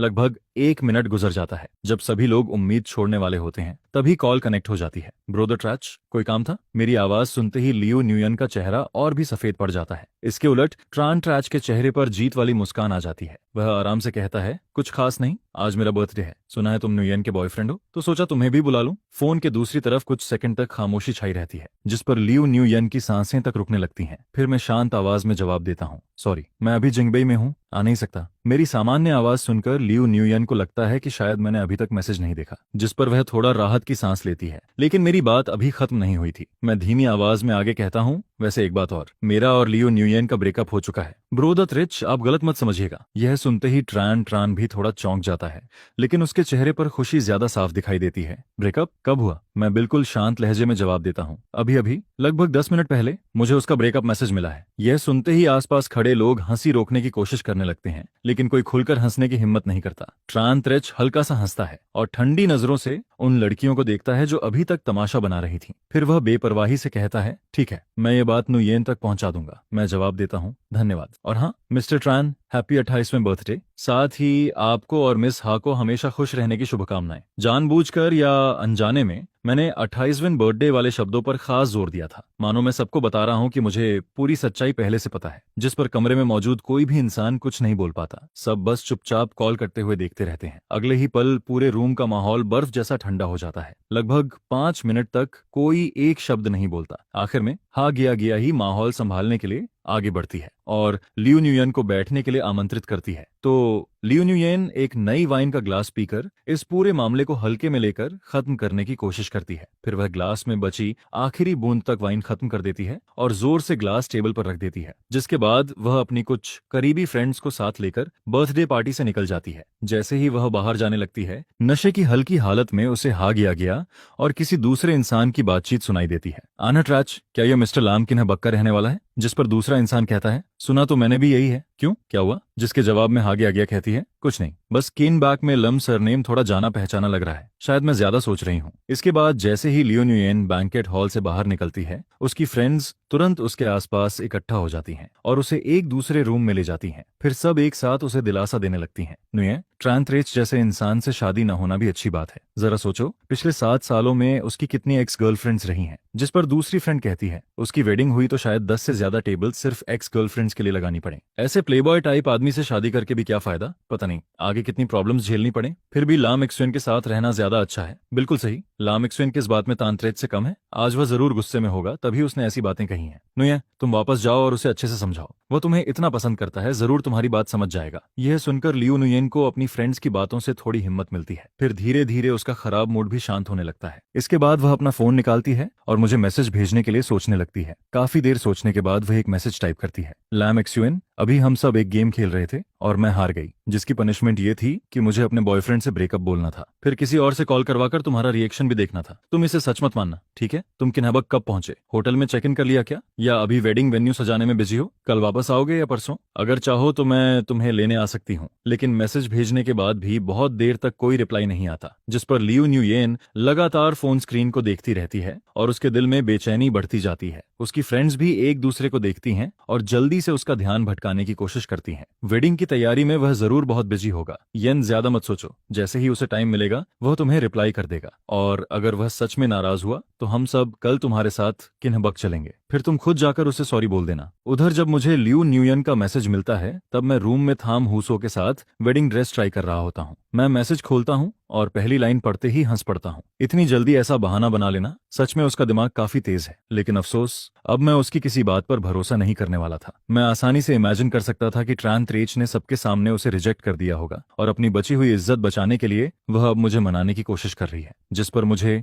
वह अजीब फोन कॉल भी याद आ जाती है। शायद वहां का सीन मेरी कल्पना से भी ज्यादा मजेदार रहा होगा। यह सोचकर मुझे अचानक थोड़ा अफसोस होने लगता है कि मैं वह नजारा अपनी आंखों से नहीं देख पाया। फिर मैं हल्की सी सांस छोड़ता हूँ, जिस पर थाम हुसो, जो अपनी वेडिंग ड्रेस ठीक कर रही होती है, मेरी तरफ देखकर पूछती है, क्या हुआ, क्या ये वेडिंग ड्रेस अच्छी नहीं लग रही? अगर पसंद नहीं है तो मैं अभी नई ड्रेस मंगवा देती हूँ। जिसके जवाब में मैं कहता हूँ, नहीं ऐसी बात नहीं है, बस वेडिंग की तैयारी में बिजी होने की वजह से एक मजेदार ड्रामा मिस हो गया, उसी का थोड़ा अफसोस है। यह सुनकर वह उत्सुक होकर पूछती है, कैसा ड्रामा? अगर कन्वीनियंट हो तो मुझे भी बताओ। मैं चाहकर भी पूरी बात नहीं बताता, आखिर अपनी फियांसे के सामने एक्स गर्लफ्रेंड की बातें करना ठीक नहीं लगता था। इसलिए मैं बस इतना कहकर बात टाल देता हूँ कि कुछ पुराने फ्रेंड्स की बर्थडे पार्टी में थोड़ा ड्रामा हो गया था, लेकिन कोई बड़ी बात नहीं है। अभी हमें वेडिंग की तैयारी पर ध्यान देना चाहिए। मैं ज्यादा कुछ नहीं कहता, जिस पर थाम हू सो भी आगे सवाल नहीं करती और लिविंग रूम में जाकर कुछ स्नैक्स लेकर आती है। फिर वह पूछती है, क्या आपको भूख लगी है? पहले कुछ खा लीजिए, थोड़ी देर में काम खत्म हो जाएगा, फिर मैं आपके साथ बाहर डिनर करने चलूंगी। वैसे आपका कुछ खाने का मन है? जिसके जवाब में मैं कहता हूँ, सच कहूँ तो मुझे थोड़ा भूख लगी है। फिर मैं उससे पूछता हूँ कि वह क्या खाना चाहती है। उसकी पसंद की हर डिश याद रखने के बाद मैं बाहर जाकर सब अरेंज करने लगता हूँ, लेकिन ऑर्डर करते समय भी मेरा दिमाग लगातार सोचता रहता है। मेरी जानकारी के मुताबिक थाम हुसो किन्ह बक के थाम ग्रुप की तीसरी बेटी है और मुझसे 2 साल छोटी है। उससे बड़ी 2 सिस्टर्स हैं, एक उससे 2 साल बड़ी है और दूसरी 5 साल बड़ी। वर्तमान में उसकी बड़ी सिस्टर थाम ग्रुप की वाइस प्रेसिडेंट है और बचपन से थाम हुसो को भी उसी बड़ी सिस्टर ने पाला बढ़ाया था, जिसकी वजह से उसका स्वभाव काफी अच्छा और सभ्य बना। पिछले कुछ सालों से लाम फैमिली और थाम फैमिली का आना जाना काफी बढ़ गया था। दोनों फैमिलीज ने हर पहलू से जांच पड़ताल करने के बाद ही इस मैरिज अलायंस का फैसला किया था। मां के मुताबिक थाम हुसो ने मेरी फोटो देखते ही इस रिश्ते के लिए हाँ कह दिया था और वह मुझसे काफी संतुष्ट भी थी, लेकिन इस बात पर मुझे कभी विश्वास नहीं हुआ। आखिर मैंने अभी अभी अपना पिछला रिलेशनशिप खत्म किया था और फैमिली के लिए वापस लौटकर जिम्मेदारी संभालने का फैसला किया था। शादी को लेकर मैंने कभी ज्यादा गंभीरता से नहीं सोचा था। मेरा मानना था कि साथ रह सके तो ठीक, नहीं तो डिवोर्स भी कोई बड़ी बात नहीं। जहां तक फर्स्ट साइट लव की बात है, मुझे तो ये बिल्कुल भी सच नहीं लगता था, लेकिन एक दोपहर साथ बिताने के बाद मेरा नजरिया थोड़ा बदलने लगता है। हालांकि हम अभी भी ज्यादा क्लोज नहीं थे, फिर भी छोटी छोटी बातों से मैं फील कर सकता था कि मेरी यह फियांस सच में बहुत अच्छी इंसान है। उसकी ब्यूटी की तो बात ही अलग थी, लेकिन उससे भी ज्यादा उसकी पर्सनैलिटी शानदार थी। वह जेंटल थी, काइंड थी, ऑर्गेनाइज्ड थी और हर काम बहुत ध्यान से करती थी। साथ ही वह लोगों की भावनाओं को भी अच्छी तरह समझती थी। कुल मिलाकर इस अचानक मिली फियांसे से मैं काफी संतुष्ट था और सिर्फ संतुष्ट ही नहीं बल्कि थोड़ा सरप्राइज भी था। लगता है इस बार मॉम डैड की नजर सच में काफी अच्छी निकली। उधर पूरी रात ड्रिंकिंग करने के बाद अगले दिन सुबह लियू न्यूयन की आंख खुलती है और जागते ही सबसे पहला काम वह फोन चेक करना करती है, लेकिन 10 घंटे से ज्यादा गुजर जाने के बाद भी चैट विंडो पूरी तरह खाली पड़ी होती है। यह देखकर लियू न्यूयन गुस्से में अपनी आंखें कई बार मलती है, फिर अचानक फोन उठाकर दीवार पर दे मारती है, जिसकी आवाज सुनकर वहां मौजूद सभी लोग जाग जाते हैं। सब उसकी तरफ देखते हैं और तुरंत समझ जाते हैं कि उसका मूड कितना खराब है। किसने सोचा था कि लाम एक्सुएन भी ऐसे हार्ड टू गेट वाले ट्रिक्स खेलेगा? जिस पर उसकी फ्रेंड्स जल्दी से उसे समझाने लगती हैं, चिंता मत करो न्यूयन, हम सब तुम्हारे साथ चलेंगे और उसे वापस मना लेंगे। बाकी लोग भी लगातार उसे दिलासा देते रहते हैं, जिससे उसका मूड थोड़ा बेहतर होने लगता है। इसके बाद पूरा ग्रुप होटल से निकलता है और सीधे एयरपोर्ट की तरफ रवाना हो जाता है। रास्ते में लियू न्यूयन दूर दिखाई देती ऊंची बिल्डिंग्स को देखती रहती है और सोच में डूबी रहती है। उसके दिल में हल्का पछतावा भी उठने लगता है। अगर उसे पहले पता होता कि बात यहाँ तक पहुंच जाएगी तो शायद वह कल ही किन बैक चली जाती, लेकिन अब पछताने से भी कुछ बदलने वाला नहीं था। त्रांतराज की बातें सुनने के बाद उसके दिल की आखिरी उम्मीद भी खत्म हो चुकी थी। पिछले कई सालों में उसने अनगिनत बार हार मानने के बारे में सोचा था, लेकिन 28 साल वाली उस प्रॉमिस की वजह से वह हमेशा उम्मीद लगाए रखती थी। खासकर मेरे साथ रिलेशनशिप में आने के बाद वह लगभग मानसिक रूप से टूटने लगी थी। उसे समझ नहीं आता था कि मेरे जैसे इंसान का सामना किस चेहरे से करे जो हमेशा पूरे दिल से उससे प्यार करता रहा था। और अब उसके सामने मौजूद यह चॉइस भी आखिरकार अंतिम फैसला मांग रही थी, जिस पर वह धीरे धीरे अपने दिल की असली आवाज को टटोलने लगती है। जिस पर लियू न्यूयन अचानक अपनी फ्रेंड्स की तरफ देखकर कहती है, अगर आज भी मैं उसे मना नहीं पाई तो मैं उससे मैरिज प्रपोजल करने की सोच रही हूँ। तुम लोगों को क्या लगता है? यह सुनते ही, खासकर मैरिज शब्द सुनकर, उसकी कई फ्रेंड्स हैरानी से आंखें बड़ी कर देती हैं। क्या लाम एक्सुएन से शादी? जिस पर एक फ्रेंड कहती है, उसकी फैमिली बैकग्राउंड के हिसाब से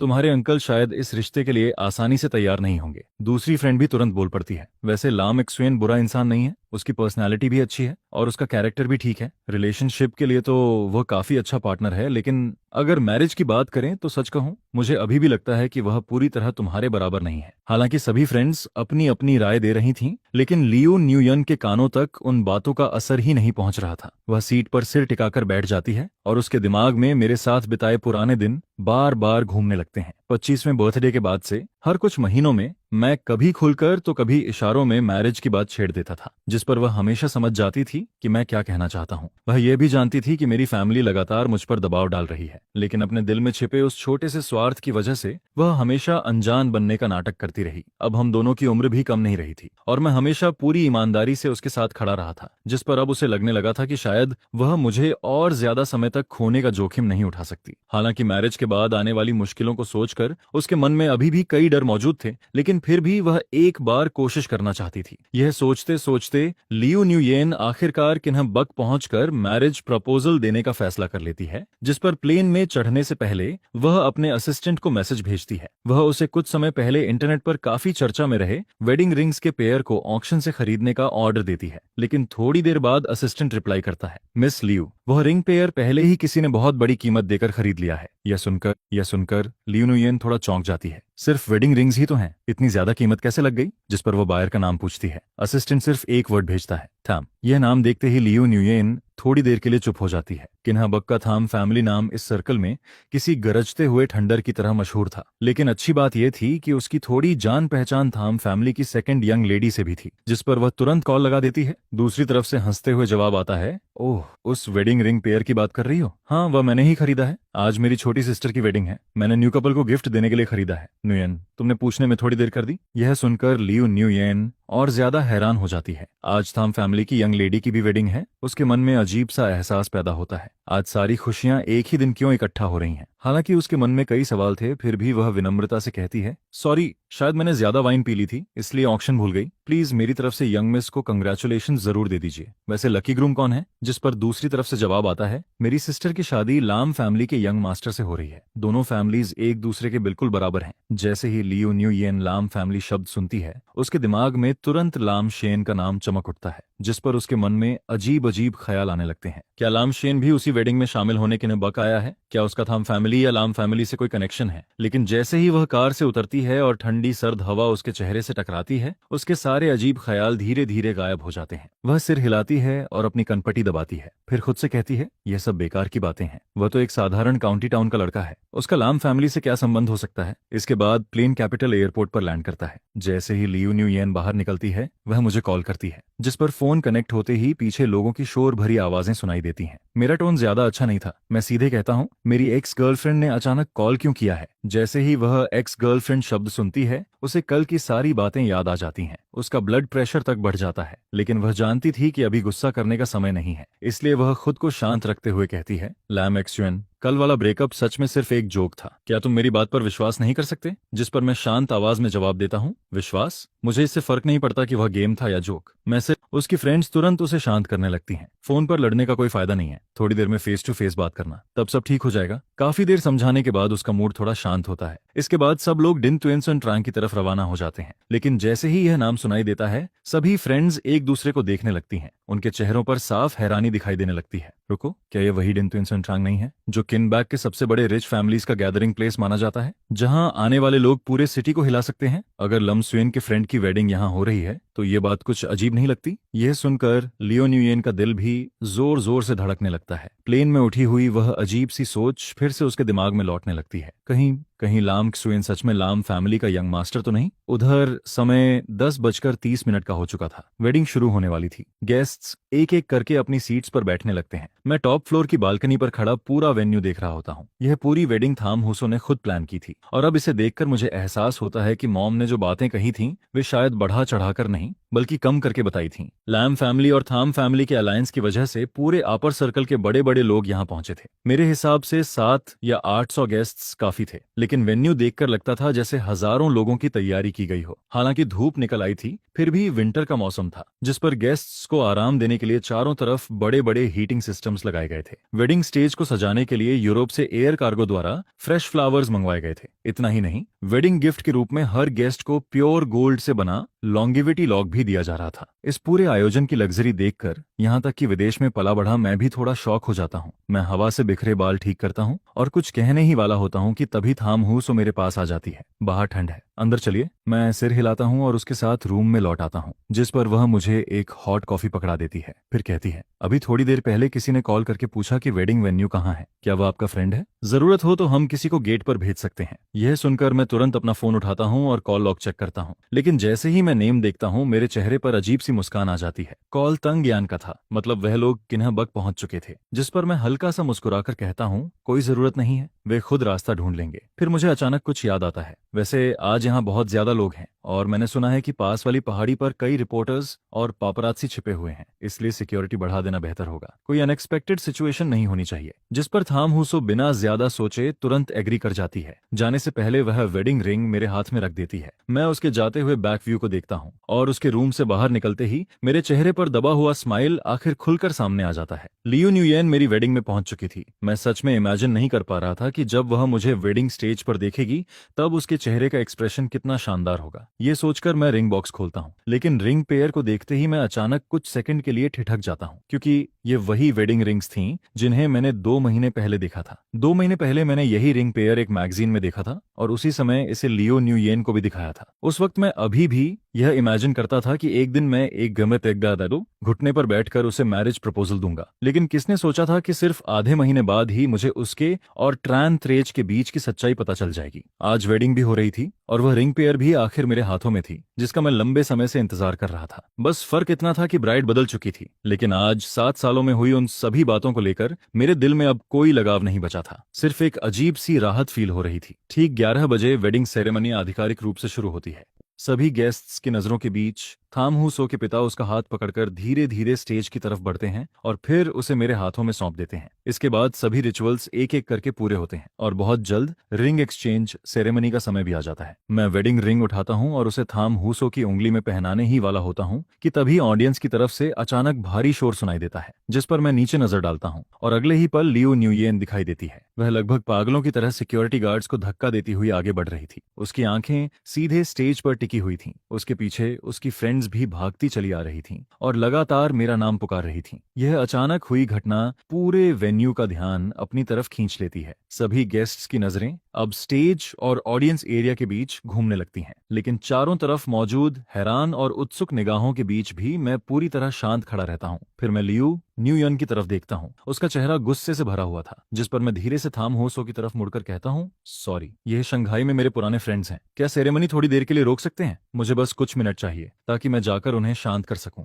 यह सुनकर थाम हुसो कुछ सेकंड सोचती है, फिर धीरे से सिर हिला देती है, जिस पर मैं स्टाफ को रुकने का इशारा करता हूँ। उधर सिक्योरिटी गार्ड्स पहले ही हंगामा करने वालों को कंट्रोल कर चुके थे। वे उन्हें बाहर ले जाने ही वाले थे कि मेरे इशारे पर रुक जाते हैं। शुरुआत से लेकर अब तक लियू न्यूयेन की नजरें सिर्फ मुझ पर टिकी हुई थीं। एक पल के लिए भी उसने मुझे देखना बंद नहीं किया था, और जब उसने मुझे ग्रूम सूट पहने पूरी शांति के साथ अपने सामने खड़ा देखा तो उसका गुस्सा पूरी तरह फूट पड़ता है। वह दांत भींच कर कहती है, तुमने कहा था कि तुम अपने फ्रेंड की वेडिंग अटेंड करने आए हो, तो वह फ्रेंड तुम खुद थे? उसकी बात सुनकर मुझे थोड़ा हंसी आ जाती है। मैं शांत स्वर में जवाब देता हूँ, आमतौर पर जब कोई कहता है कि उसका एक फ्रेंड है तो कई बार उसका मतलब खुद वही इंसान होता है। मेरी बात सुनते ही लियू न्यूयेन लगभग गुस्से से बेहोश होने वाली हालत में पहुंच जाती है। जब वह दोबारा आंखें खोलती है तो उनमें सिर्फ जलता हुआ गुस्सा दिखाई देता है। वह जोर से पूछती है, तो यह वजह थी? तुम चुपचाप किसी और से शादी कर रहे थे? जिस पर मैं हल्के से भौं उठाता हूँ। चुपचाप? मेरी वेडिंग की खबर इंटरनेट पर 1 महीने से ज्यादा समय से घूम रही है। लियू न्यूयेन, क्या तुम ऑनलाइन नहीं जाती? यह सुनते ही लियू न्यूयेन अचानक कुछ याद करती है। उसकी नजर तुरंत थाम हुसो पर चली जाती है और जैसे ही वह उसका चेहरा ध्यान से देखती है उसका पूरा शरीर कांप उठता है, क्योंकि थाम हुसो का चेहरा उसकी बड़ी बहन थाम वान से काफी मिलता जुलता था। अगले ही पल उसकी आंखें फैल जाती हैं, उसके होंठ कांपने लगते हैं और चेहरे पर अविश्वास साफ दिखाई देने लगता है। थाम हुसो, उसका हस्बैंड लाम शुएन। उधर तांग यान और बाकी लोग भी आखिर सच्चाई समझ जाते हैं। वे सभी अवाक रह जाते हैं। फिर किसी के मुंह से अनायास निकलता है, लैम एक्सुएन, तुम किन्ह बक्के लैम फैमिली से हो? जिस पर मैं उनकी तरफ देखता हूँ और बेहद धैर्य से अपना परिचय देता हूँ। और सटीक शब्दों में कहूँ तो मैं किनबक लम ग्रुप का अगला सक्सेसर हूँ, मिस्टर लम नाउथियन और मिसेज दिएप्तुअन का इकलौता बेटा, और थमहुसो का हस्बैंड। अब भी मेरी आइडेंटिटी को लेकर किसी को कोई डाउट है? मेरे मुंह से निकला हर टाइटल उन 6 लोगों को पूरी तरह चुप करा देता है। शंघाई में भले ही ये यंग लेडीज काफी प्रभावशाली मानी जाती थीं,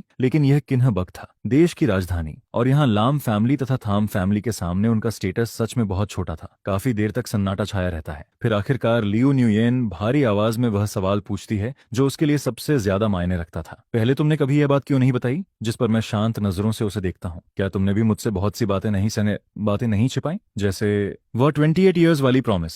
मेरे मुंह से यह सुनते ही लियू वेन्यू यन का चेहरा पूरी तरह सफेद पड़ जाता है। वह तुरंत घबरा जाती है और जल्दी जल्दी समझाने लगती है। मैं एक्सप्लेन कर सकती हूँ लमस्विन, मैंने ट्रांटराज को कभी पूरी तरह नहीं भुलाया था, लेकिन पिछले 7 सालों में वह अपनी बात पूरी भी नहीं कर पाती, क्योंकि तभी पूरे समय शांत खड़ी थाम ह्यूसो अचानक बोल पड़ती है। वह सीधे सिक्योरिटी की तरफ देखकर कहती है, उन्हें नीचे ले जाइए। इसके बाद वह मेरा हाथ पकड़ लेती है और बेहद कोमल आवाज में मुझसे कहती है, अभी इस मामले को हैंडल करने का सही समय नहीं है। लैमिक्सवेन, वेडिंग खत्म होने के बाद हम तुम्हारे फ्रेंड्स को अलग से डिनर पर इनवाइट कर सकते हैं, लेकिन गेस्ट्स को ज्यादा देर इंतजार नहीं करवाना चाहिए। उसकी बात सुनकर मैं सच में थोड़ा हैरान रह जाता हूँ। मैंने उम्मीद नहीं की थी कि इतने महत्वपूर्ण मोमेंट पर वह इतनी निर्णायक और मैच्योर होगी। हालांकि मेरे मन में अभी भी कई सवाल थे, लेकिन यह उन्हें पूछने का समय नहीं था, जिस पर मैं सिर हिलाकर उसकी बात मान लेता हूँ। इसके बाद थाम हूसो मेरा हाथ पकड़ती है और हम दोनों वापस स्टेज के सेंटर की तरफ लौट जाते हैं। फिर म्यूजिक दोबारा बजना शुरू होता है। चारों तरफ से ब्लेसिंग्स और अप्लॉज की आवाजें गूंजने लगती हैं और उसी माहौल में ब्राइड और ग्रूम आखिर रिंग एक्सचेंज सेरेमनी पूरी कर लेते हैं। इसके बाद बुके टॉस का मोमेंट आता है। आसमान से फूलों की पंखुड़ियां, सफेद फेदर और चमकती हुई रिबन्स गिरने लगती हैं। हल्की धूप थाम हूसो के चेहरे पर पड़ती है,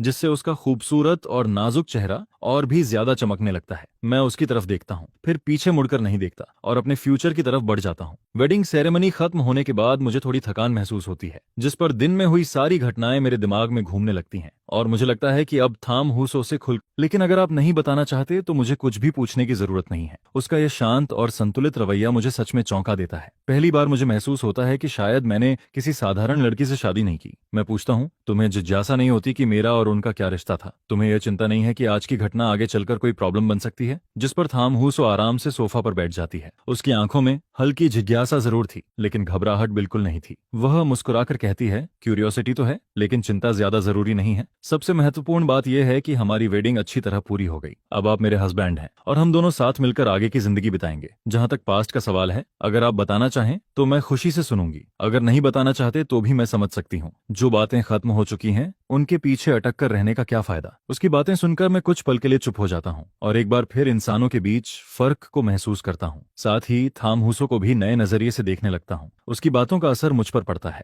जिस पर मैं तय करता हूँ कि अब कुछ नहीं छिपाऊंगा। मैं सीधे सच बताना शुरू करता हूँ। आज वेडिंग में जो लोग आए थे उनमें मेरी एक्स गर्लफ्रेंड और उसकी फ्रेंड्स थीं। हम 7 साल तक रिलेशनशिप में थे। मैं उससे मैरिज करना चाहता था, लेकिन उसके दिल में हमेशा किसी और के लिए जगह थी। जब मुझे यह सच्चाई पता चली तो मैंने ब्रेकअप करने का फैसला कर लिया। फिर मैं किन्ह बक वापस आ गया। उसी समय मॉम डैड लगातार मैरिज के लिए दबाव डाल रहे थे और मैंने भी बिना ज्यादा सोचे इस रिश्ते के लिए हाँ कह दी। कल ही हमारा ऑफिशियल ब्रेकअप हुआ है। उसे ये नहीं पता था कि मैं लाम फैमिली से हूँ, इसीलिए वह आज वेडिंग वेन्यू तक पहुंचकर हंगामा करने आ गई। यह कहकर मैं उसकी प्रतिक्रिया देखने लगता हूँ। जोंग के चेहरे पर एक बहुत ही सटल एक्सप्रेशन दिखाई देता है। कल ही ब्रेकअप हुआ था और आज शादी हो गई, क्या ये थोड़ा ज्यादा जल्दी नहीं है? जिस पर मैं हल्की मुस्कान के साथ कहती हूँ, शायद थोड़ा जल्दी है, लेकिन हम दोनों सिर्फ बिजनेस मैरिज में हैं। बस बाहर वालों की नजर में एक स्टेबल हस्बैंड वाइफ रिलेशनशिप बनाए रखना है ना? यह सुनकर मेरे चेहरे पर भरा हुआ कॉन्फिडेंस देखकर शेन यूचू के होंठों के कोने हल्के से ऊपर उठते हैं, जिस पर वो पूछती है, तो तुम्हें फर्क नहीं पड़ता कि तुम्हारा मैरिज पार्टनर कैसा इंसान है? जिसके जवाब में मैं आराम से कहता हूँ,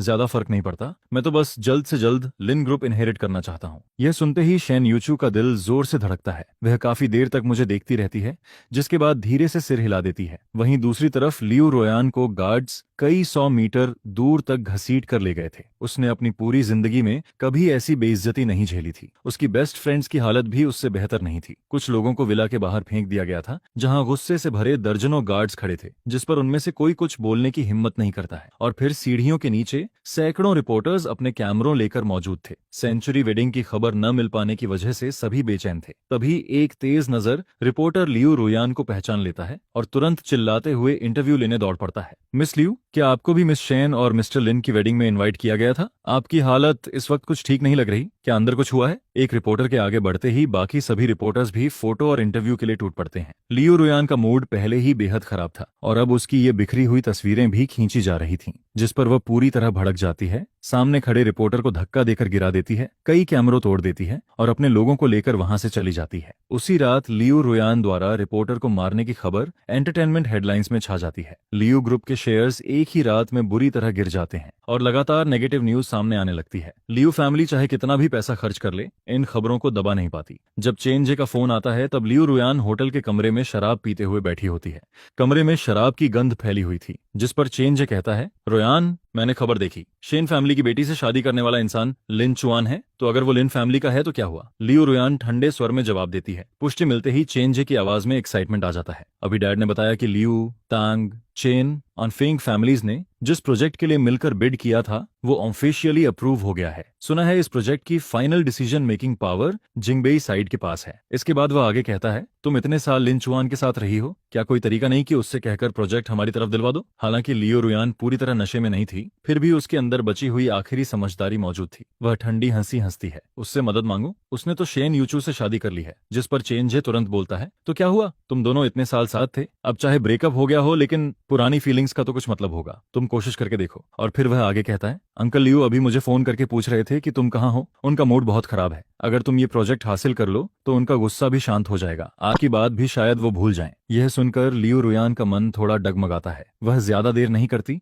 बस एक अस्पष्ट जवाब देकर फोन काट देती है। फिर उठकर बाथरूम में जाती है और चेहरा धोती है, जिसके बाद उसका दिमाग काफी हद तक साफ हो जाता है। कुछ मिनट बाद तांग यान दरवाजा खटखटाकर अंदर आती है, जिस पर दोनों प्रोजेक्ट के बारे में चर्चा शुरू कर देती हैं। लियू रुयान सोफा पर बैठी खिड़की के बाहर देख रही थी। उसके दिमाग में लगातार प्रोजेक्ट की बातें घूम रही थीं। यह प्रोजेक्ट एक बेहद बड़ा अवसर था। जिंगबेई, शंघाई और हांगकांग की कई ताकतें इस पर नजर गड़ाए बैठी थीं। शंघाई की 4 बड़ी फैमिलीज ने भी इसी प्रोजेक्ट को हासिल करने के लिए हाथ मिलाया था। और फिर जुटाई गई जानकारी के अनुसार इस प्रोजेक्ट का मुख्य प्रभारी ऊपर की तरफ से लिन जीजाओ बनने वाली थी, जो कि मेरी बुआ थी। अगर उसके जरिए कनेक्शन बन जाए तो एक तीर से 2 निशाने लग सकते थे। काफी देर सोचने के बाद लियू रुयान आखिरकार कोशिश करने का फैसला कर लेती है। सिर्फ प्रोजेक्ट के लिए नहीं, बल्कि अपनी निजी इच्छा की वजह से भी। वह एक बार फिर मुझसे मिलने का मौका चाहती थी। शादी के दूसरे दिन मैरिज सर्टिफिकेट लेने के बाद मैं सीधे लिन ग्रुप हेडक्वार्टर्स पहुंच जाता हूं और वाइस प्रेसिडेंट का पद संभाल लेता हूं, ताकि मैं जल्दी काम सीख सकूं। पिता ने अपने भरोसेमंद सेक्रेटरीज और असिस्टेंट्स मेरे साथ लगा दिए थे। पूरा दिन मैं रिपोर्ट्स और डॉक्यूमेंट्स पढ़ता रहता हूं, जिसके बाद आखिरकार ग्रुप की अंदरूनी स्थिति समझने लगता हूं। जब मैं होश में आता हूं तब तक बाहर पूरी तरह अंधेरा हो चुका था। रात के 8 बज चुके थे और पूरी बिल्डिंग में सिर्फ मेरे ऑफिस की लाइट्स जल रही थीं, जिस पर मैं हैरानी से पूछता हूं, तुम यहाँ कैसे? शेन यूचू हल्के से मुस्कुराती है। उसकी आवाज में थोड़ी बेबसी थी। आज हमारी शादी का दूसरा दिन है। नियम के हिसाब से तो मुझे अभी छुट्टी पर होना चाहिए। ये सुनते ही मुझे सुबह सिविल अफेयर्स ब्यूरो से निकलते समय की बात याद आती है। जब मैंने कहा था कि मुझे कंपनी जाना है, तब शेन यूचू के चेहरे पर जो सटल एक्सप्रेशन था, अब जाकर उसका मतलब समझ आता है। मैं थोड़ा शर्मिंदा होकर कहता हूँ, पहली बार शादी की है, एक्सपीरियंस नहीं है। ये बात ही भूल गया था। इसके बाद मैं आगे कहता हूँ, लेकिन हनीमून जैसी चीजें तो आम कपल्स के लिए होती हैं। हम तो सिर्फ बिजनेस मैरिज में हैं, शायद सेलिब्रेट करने की जरूरत नहीं है। यह सुनकर शेन यूचू की आंखों में एक पल के लिए निराशा झलकती है, लेकिन वह तुरंत खुद को संभाल लेती है। अगर तुम बिजी हो तो हनीमून नहीं भी चलेगा, लेकिन अब हम शादीशुदा हैं। कम से कम एक बिजी वाइस प्रेसिडेंट अपनी वाइफ के साथ डिनर तो कर सकता है ना? उसकी टीजिंग भरी आवाज सुनकर मैं भी मुस्कुरा देता हूँ और खुशी से हामी भर देता हूँ। इसके बाद हम दोनों कार में बैठ जाते हैं। डिनर एक बहुत फेमस वेस्टर्न रेस्टोरेंट में रखा गया था। डिनर टाइम होने की वजह से हम थोड़े लेट पहुंचे थे। सभी प्राइवेट रूम्स पहले से फुल थे। मैं काफी भूखा था, इसलिए ज्यादा सोचने का मन नहीं था। शेन यूचू की अनुमति मिलने के बाद मैंने हॉल में खिड़की के पास वाली सीट चुन ली। मेन्यू मिलने पर शेन यूचू उसे सीधे मेरे हाथ में देती है और रेस्टोरेंट के कुछ स्पेशल डिशेज रिकमेंड करती है। उसकी सलाह पर मैं 4-5 पसंदीदा डिशेज ऑर्डर कर देता हूँ और मेन्यू वापस उसे दे देता हूँ। लेकिन शेन यूचू कुछ भी एक्स्ट्रा ऑन ऑर्डर नहीं करती। जिस पर मैं पूछता हूँ, सच में कुछ और नहीं लोगी? वह मुस्कुराकर कहती है, मेरा टेस्ट शायद थोड़ा अलग है, जरूरी नहीं कि तुम्हें पसंद आए। जिस पर मैं सिर हिलाकर मुस्कुरा देता हूँ। अब हम हस्बैंड वाइफ हैं, आगे हर दिन एक ही टेबल पर खाना खाने वाले हैं। जो चीजें तुम्हें पसंद हैं उन्हें मुझे भी धीरे धीरे ट्राई करना चाहिए, आदत पड़ जाएगी। यह सुनकर शेन यूचू हल्का सा हंस देती है। हमने शादी की है, खुद को बेचा नहीं है। खाना खाते वक्त अभी भी अपनी पसंद चुन सकते हैं। तुम्हें इतना सोचने की जरूरत नहीं। जो भी बात हो सीधे कह देना, हम दोनों मिलकर डिस्कस कर सकते हैं। जिस पर मैं तुरंत पूछता हूँ, हर बात डिस्कस की जा सकती है? बिल्कुल। तो हनीमून कैंसिल न करने वाली बात भी डिस्कस की जा सकती है? मेरे गंभीर चेहरे को देखकर शेन यूचू को लगा था कि मैं कोई बड़ी मांग रखने वाला हूँ, लेकिन जब उसने हनीमून की बात सुनी तो वह साफ तौर पर चौंक जाती है। तुम सच में हनीमून पर जाना चाहते हो? मैं सिर हिलाकर कहता हूँ, इस वेडिंग की तैयारी में काफी समय से व्यस्त था, अब थोड़ा आराम करना चाहता हूँ। और दोनों फैमिलीज के एल्डर्स भी चाहते हैं कि हम जल्दी अपनी मैरिड लाइफ स्टेबलाइज करें। मुझे लगता है हनीमून इसके लिए एक अच्छा मौका है। जिस पर शेन यूचू चुपचाप मेरी तरफ देखती रहती है। यह सुनकर मुझे थोड़ा हैरानी होती है। उसकी आवाज इतनी सिंसियर थी कि मैंने पहले से जो बहाने सोच रखे थे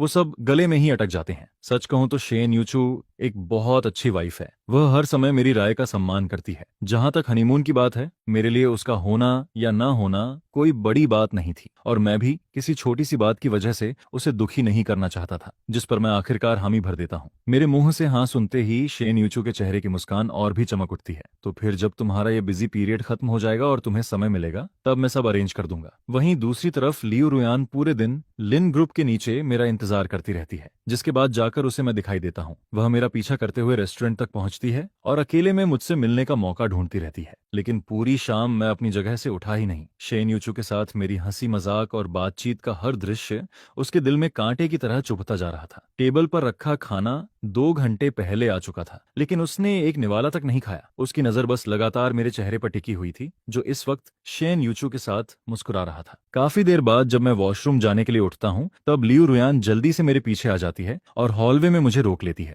लिंचुआन, तुमने शेन यूचू से शादी करने के लिए हाँ क्यों की? मैं पीछे मुड़कर देखता हूँ। मेरी आंखों में हल्की हैरानी झलकती है। अगर मुझे सही याद है तो हमारा ब्रेकअप हो चुका है, फिर मेरी शादी का तुमसे क्या संबंध है? मेरी बेरुखी भरी आवाज सुनकर लियू रुयान को ऐसा लगता है जैसे उसकी कोई कीमत ही नहीं रही, जिसके बाद उसके दिल में गुस्से की आग भड़क उठती है। लिंचुआन, दोनों फैमिलीज की शादी 1 महीने पहले ही तय हो चुकी थी। उस समय हमारा ब्रेकअप भी नहीं हुआ था। क्या मतलब तुमने पहले से ही नया सहारा ढूंढ लिया था? मैं हाथ बांधकर उसे देखता हूँ और शांत स्वर में जवाब देता हूँ, मैंने 1 महीने पहले ही जिंगबई वापस जाकर शादी करने का फैसला कर लिया था, लेकिन तुम्हें गुस्सा किस बात का है? इसके बाद मैं आगे कहता हूँ, तुम 7 साल पहले से ट्रांत चा के लिए फीलिंग्स छुपा कर रख सकती हो, तो अगर मैंने 1 महीने पहले अपने लिए रास्ता तैयार कर लिया उसमें क्या गलत है? मेरी कुछ ही बातें लियू रुयान को पूरी तरह चुप करा देती हैं। वह मुट्ठियां भींच लेती है और दिल में उमड़ रही नाराजगी और पछतावे को दबाने की कोशिश करती है। फिर भी वह खुद को समझाने की कोशिश करती है, मेरे और ट्रांत रेज के बीच वैसा कुछ नहीं है जैसा तुम सोच रहे हो। मैं जानती हूँ कि वह मुझे पसंद नहीं करता, बस इतने सालों की पहचान और उस वादे की वजह से वह मेरे दिल की एक ऑब्जेक्शन बन गया था, जिस पर वह भावुक होकर कहती है, लेकिन मैं सच में तुम्हारे साथ रहना चाहती थी। जिंगबई आते वक्त मैंने तुम्हें प्रपोज करने का भी फैसला कर लिया था, वेडिंग रिंग भी चुन ली थी। लिंचुआन, क्या तुम एक बार मुझ पर भरोसा नहीं कर सकते?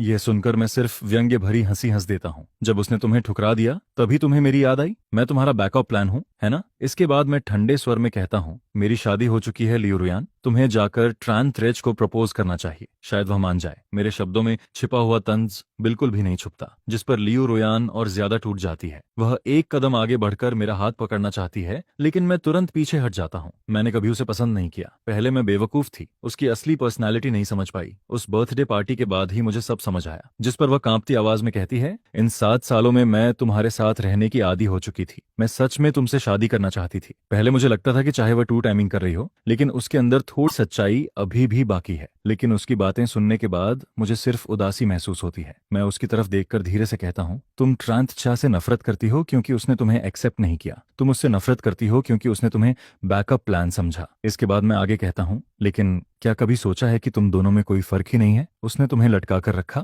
और तुमने मुझे। तुम दोनों एक जैसे हो, फिर यह गलत इंसान को पसंद करने और पछताने वाला नाटक मेरे सामने क्यों कर रही हो? मेरी बातें सुनते ही लियू रुयान के चेहरे का सारा खून उतर जाता है। उसका चेहरा एकदम सफेद पड़ जाता है, लेकिन अब मुझे उसकी भावनाओं की बिल्कुल परवाह नहीं थी। मैं उससे और कोई बात नहीं करना चाहता था, जिस पर मैं मुड़कर वापस हॉल की तरफ चल देता हूँ। जब हम दोनों एक दूसरे के पास से गुजरते हैं तभी लियू रुयान अचानक मेरा हाथ पकड़ लेती है। मेरी सहनशीलता भी अब खत्म हो चुकी थी। मैं झटके से उसका हाथ छुड़ा देता हूँ, लेकिन उसी पल ऊपर लटका हुआ चैंडेलियर जोर से हिलता है। उसकी चेन टूट जाती है और वह सीधे मेरे सिर की तरफ गिरने लगता है। खतरे के उस पल में लियू रुयान बिना सोचे समझे मुझे धक्का देकर एक तरफ हटा देती है। अगले ही सेकंड जोरदार धमाका होता है। कई दर्जन किलो वजनी लोहे का चैंडेलियर सीधे उसके कंधे पर गिरता है। मैं कई मीटर दूर जा गिरता हूँ और ठीक उसी समय सामने से भागते हुए शेन यूचू दिखाई देती है। मैं पीछे मुड़कर देखता हूँ। एक नजर में लियू रुयान जमीन पर गिरी दिखाई देती है। दर्द से उसका शरीर सिकुड़ गया था। उसका बायां हाथ दाएं कंधे को कसकर पकड़े हुए था और पूरा चेहरा दर्द से लाल हो चुका था। रेस्टोरेंट के स्टाफ तुरंत दौड़कर आते हैं और उसकी हालत जांचने लगते हैं। वहीं शेन यूचू घबराकर मुझसे पूछती है, तुम्हें कहीं चोट तो नहीं लगी? जब उसे यकीन हो जाता है कि मैं सुरक्षित हूँ, तब जाकर वह राहत की सांस लेती है और मुझे वहां से लेकर चली जाती है। वहीं जमीन पर पड़ी लियू रुयान हमारी जाती हुई पीठ को देखती रहती है। उसके होंठ बुरी तरह दबे हुए थे। वह कुछ कहना चाहती थी, लेकिन गले में अटकी सिसकियों की वजह से एक शब्द भी नहीं निकलता। आखिरकार वह निराश होकर आंखें बंद कर लेती है। जिस पर उसके दिमाग में एक एक करके पुरानी यादें उभरने लगती हैं। हर याद में सिर्फ मैं था। जब उसे स्टमक पेन होता था तब मैं उसके पास से एक कदम भी दूर नहीं जाता था। उसके लिए अच्छे डॉक्टर्स ढूंढता था और हर वक्त उसकी हालत की चिंता करता था। जब उसके हाथ पर चोट लग जाती थी तब मैं तुरंत अंडे उबाल कर उसकी सूजन कम करने की कोशिश करता था। जब उसे रात में नींद नहीं आती थी तब मैं खुद की नींद छोड़कर उसके साथ सॉफ्ट म्यूजिक सुनता था और उसके लिए स्लीप टी बनाता था। पहले उसकी हर छोटी बड़ी बात मेरे लिए सबसे जरूरी होती थी। मैं हर चीज दिल से करता था, लेकिन आज वह मेरी वजह से घायल हो गई थी और मैं बिना कोई रिएक्शन दिए सीधे चला गया। उसी पल लियू रोयान को आखिरकार एहसास हो जाता है, अब मैं वह इंसान नहीं रहा जिसे वह जानती थी। मैं अब सिर्फ उसका नहीं था, और सबसे महत्वपूर्ण बात, मैं अब उससे प्यार भी नहीं करता था। घर लौटने के बाद मेरा मन धीरे धीरे शांत होता है। मैं सोफा पर बैठकर गर्म चाय पीता हूँ और कुछ देर पहले की घटना याद करके अब भी थोड़ा घबरा जाता हूँ। मैं शेन यूचू से इस बारे में बात करना चाहता था, लेकिन तभी मेरी नजर उस पर पड़ती है। वह मेडिकल किट लेकर मेरे सामने घुटनों के बल बैठ गई थी, जिस पर मैं हैरान होकर पूछता हूँ, मुझे तो कोई चोट नहीं लगी, फिर ये मेडिकल किट क्यों लाई हो? शेन यूचू बिना जवाब दिए सिर्फ मेरे टखने की तरफ इशारा करती है। मैं उसकी नजर का पीछा करता हूँ और तभी ध्यान जाता है कि एडी के पास कांच के टुकड़े से हल्की सी स्किन छिल गई थी। शेन यूचू कॉटन स्वैब पर अल्कोहल लगाती है और धीरे से कहती है, थोड़ा दर्द हो सकता है। इतनी छोटी चोट पर मैं आमतौर पर ध्यान भी नहीं देता, इसलिए उसे इतना परेशान देखकर मुझे थोड़ा संकोच होता है। इतनी छोटी सी चोट है, ट्रीटमेंट न भी करो तो कोई बात नहीं, ज्यादा चिंता मत करो। मैं ऐसा कह तो देता हूँ, लेकिन जैसे ही अल्कोहल घाव को छूती है मेरे मुंह से तुरंत ठंडी सांस निकल जाती है, जिस पर शेन यूचू हल्का सा मुस्कुरा देती है। घाव डिसइंफेक्ट करने के बाद वह बैंडेज लगाती है और धीरे से कहती है, थोड़ी देर बाद मैं किसी से वाटरप्रूफ बैंडेज भेजने के लिए कह दूंगा। अगले 2 दिनों तक नहाते वक्त उसे लगा लेना। थोड़ा ध्यान रखना, घाव पर पानी मत लगने देना, और अगर बाहर जाना हो तो स्लीपर्स पहनकर जाना। मैं बचपन से ही घर से दूर रहा था। विदेश में 4 साल की पढ़ाई और 6 साल का रिलेशनशिप भी मैंने अकेले ही गुजारा था। यह पहली बार था कि कोई इंसान मेरे शरीर पर लगी इतनी छोटी सी चोट को लेकर इतना हंगामा कर रहा था। मेरे दिल में हैरानी और एक अजीब सी गर्माहट एक साथ उठती है। माहौल को हल्का करने के लिए मैं मजाक में कहता हूँ, इतनी परेशानी की जरूरत नहीं है, हो सकता है जब तक तुम्हारा बैंडेज पहुंचे तब तक मेरा घाव खुद ही ठीक हो जाए। जिस पर शेन यूचू सिर उठाकर मेरी तरफ देखता है। उसके चेहरे पर एक ऐसी गंभीरता थी जो मैंने पहले कभी नहीं देखी थी। आज तुम्हें चोट लगी, उसमें मेरी भी लापरवाही थी। मैं अपनी जिम्मेदारी से बच नहीं सकता। इसके बाद वह आगे कहता है, चोट चाहे छोटी हो या बड़ी, दर्द तो होता ही है। मैं नहीं चाहता कि तुम इतनी बड़ी घबराहट झेलो और ऊपर से शरीर भी असहज रहे, इसीलिए शायद मैं थोड़ा ज्यादा बोल रहा हूँ, लेकिन सावधान रहने में कोई नुकसान नहीं है। उसकी नजरें मेरी आंखों में टिक जाती हैं। इस बार मेरी बात मान लो, ठीक है? पता नहीं उसकी आवाज बहुत सिंसियर थी या फिर उसकी आंखों में झलकता हुआ गिल्ट, लेकिन मेरा दिल बार बार हिल जाता है। मैं उसकी आंखों में सीधे देखने की हिम्मत नहीं कर पाता, जिस पर नजरें झुकाकर धीरे से सिर हिला देता हूँ। शेन यूचू मेडिकल किट लेकर चला जाता है और उसके कुछ देर बाद मुझे तंग यान का फोन आता है। फोन उठाते ही दूसरी तरफ से गुस्से भरी आवाज सुनाई देती है, हेलो, तुम इतने निर्दयी कैसे हो सकते हो? रोयान तुम्हें हमें बचाने के लिए इतनी बुरी तरह घायल हो गई और तुम उसे देखने तक नहीं आए। उसका यह बेबुनियाद आरोप सुनकर मेरा चेहरा ठंडा पड़ जाता है। मैं व्यंग्य से हंसता हूँ। अगर वह लगातार मेरा हाथ पकड़कर न रोकती तो शैंडिलियर उसके ऊपर गिरता ही नहीं। उसकी चोट पूरी तरह उसकी अपनी वजह से हुई है। अब उसका दोष भी मेरे सिर मढ़ दोगी? जिस पर तांग यन तुरंत जवाब देती है, चाहे जो भी हुआ हो, लेकिन उसने तुम्हें बचाने के लिए अपनी जान की परवाह नहीं की। क्या तुम्हारे अंदर जरा सी भी पुरानी फीलिंग्स नहीं बची? उसकी बेशर्मी भरी बात सुनकर मैं और बहस नहीं करना चाहता था। मैं अपने पैर पर लगी बैंडेज की तरफ देखता हूँ और सीधा जवाब देता हूँ, मैं भी घायल हूँ, अभी बाहर नहीं जा सकता। फोन के दूसरी तरफ करीब 10 सेकंड तक सन्नाटा छाया रहता है। फिर तंग यान हल्का सा खांस कर अपना स्वर नरम करती है, अगर नहीं आ सकते तो रहने दो, लेकिन एहसान तो लौटाना पड़ता है। जिस पर वह आगे कहती है, मैंने सुना है कि 1 महीने बाद युनदाओ प्रोजेक्ट का लॉन्च बैंकेट होने वाला है। तुम अपनी सेक्रेटरी से कुछ इनविटेशन कार्ड्स भिजवा दो, इसे एहसान चुकाना समझ लेना। यह सुनते ही मुझे उसकी असली मंशा समझ आ जाती है। मैं हल्की हंसी हंसता हूँ और सीधे सहमति दे देता हूँ। फोन कटने के बाद मैं अपनी आंट को कुछ मैसेजेस भेजता हूँ, प्रोजेक्ट की डिटेल्स पूछता हूँ और अगले दिन कुछ इनविटेशन कार्ड्स भेजने की व्यवस्था करने को कहता हूँ। इसके बाद आने वाले दिनों में मैं जहां भी जाता हूँ, शेन यूचू लगभग हर समय मेरे साथ रहता है। शुरुआत में मैं उसे अपना काम देखने के लिए कहता हूँ, लेकिन हर बार वह न्यूली मैरिड हस्बैंड का बहाना बनाकर मेरी बात टाल देता है। धीरे धीरे मुझे एहसास होने लगता है कि जब शेन यूचू मेरे साथ होता है तो चाहे काम में कैसी भी परेशानी आए, वह हमेशा कोई न कोई सॉल्यूशन दे देता है और फिर मैं उसकी मौजूदगी का आदी होता चला जाता हूँ। सुबह, दोपहर और रात हम लगभग हर समय साथ रहते हैं, जिस पर दोनों के बीच की दूरी भी तेजी से कम होने लगती है। जब मैं देर रात तक ओवरटाइम करता हूँ तब शेन यूचू लैपटॉप लेकर मेरे पास बैठ जाता है और चुपचाप अपना काम करता रहता है। कभी उसे बाहर जाना भी पड़ता है तो वह मुझे पहले से बता देता है। छुट्टी के दिनों में वह मुझे डेट्स पर ले जाता है, शॉपिंग करवाता है और कई नई जगहों और दिलचस्प चीजों से परिचित करवाता है। पलक झपकते ही आधा महीना बीत जाता है। न्यू ईयर आने वाला था, इसलिए दोनों फैमिलीज ने मिलकर रियूनियन डिनर का फैसला किया। दोनों परिवारों के दर्जनों लोग एक साथ बैठे थे। हंसी मजाक और बातचीत का माहौल था, लेकिन चर्चा का केंद्र आखिरकार हम दोनों नए मैरिड कपल ही बनते हैं। लिन मदर हमें देखकर संतुष्टि से भर जाती हैं। लिन चुआन का जिद्दी स्वभाव बिल्कुल उसकी आंट पर गया है। ग्रेजुएशन के बाद मैंने उसे कितनी बार वापस बुलाया, लेकिन यह हमेशा बाहर अकेले भटकने पर अड़ा रहा, जिस पर वह शेन यूचू की तरफ देखकर मुस्कुराती हैं। अगर कभी यह कुछ गलत करे तो तुम इसे थोड़ा सहन कर लेना। सबके सामने ऐसी शिकायत सुनकर मुझे थोड़ा अन्याय महसूस होता है। मैं सफाई देने ही वाला था कि तभी शेन यूचू चुपचाप एक पील्ड ऑरेंज सेगमेंट मेरे हाथ में रख देता है। फिर मुस्कुराकर कहता है, मॉम आप बहुत बढ़ा चढ़ाकर बोल रही हैं। लिन चुआन जिद्दी नहीं है। मुझे तो लगता है कि वह बहुत मेहनती हैं और अपनी सोच रखने वाले इंसान हैं। जिस पर वह मेरी तरफ देखकर आगे कहता है, भविष्य में लिन फैमिली की जिम्मेदारी उन्हीं के कंधों पर होगी। मुझे तो उनसे बहुत कुछ सीखना है। मैं बस उम्मीद करता हूँ कि कभी उनका बोझ न बनूं। उसकी बातें खत्म होते ही शेन फैमिली भी मेरी तारीफ करने लगती है। लिन मदर की खुशी का ठिकाना नहीं रहता। बस तुम दोनों ऐसे ही खुश रहो, हम बड़े लोगों को इससे ज्यादा कुछ नहीं चाहिए। फिर वह मुस्कुराकर जोड़ती हैं, और अगर जल्दी एक पोता पोती भी मिल जाए तो उससे बड़ी खुशी कोई नहीं होगी। यह सुनते ही सभी बड़े लोग हंसने लगते हैं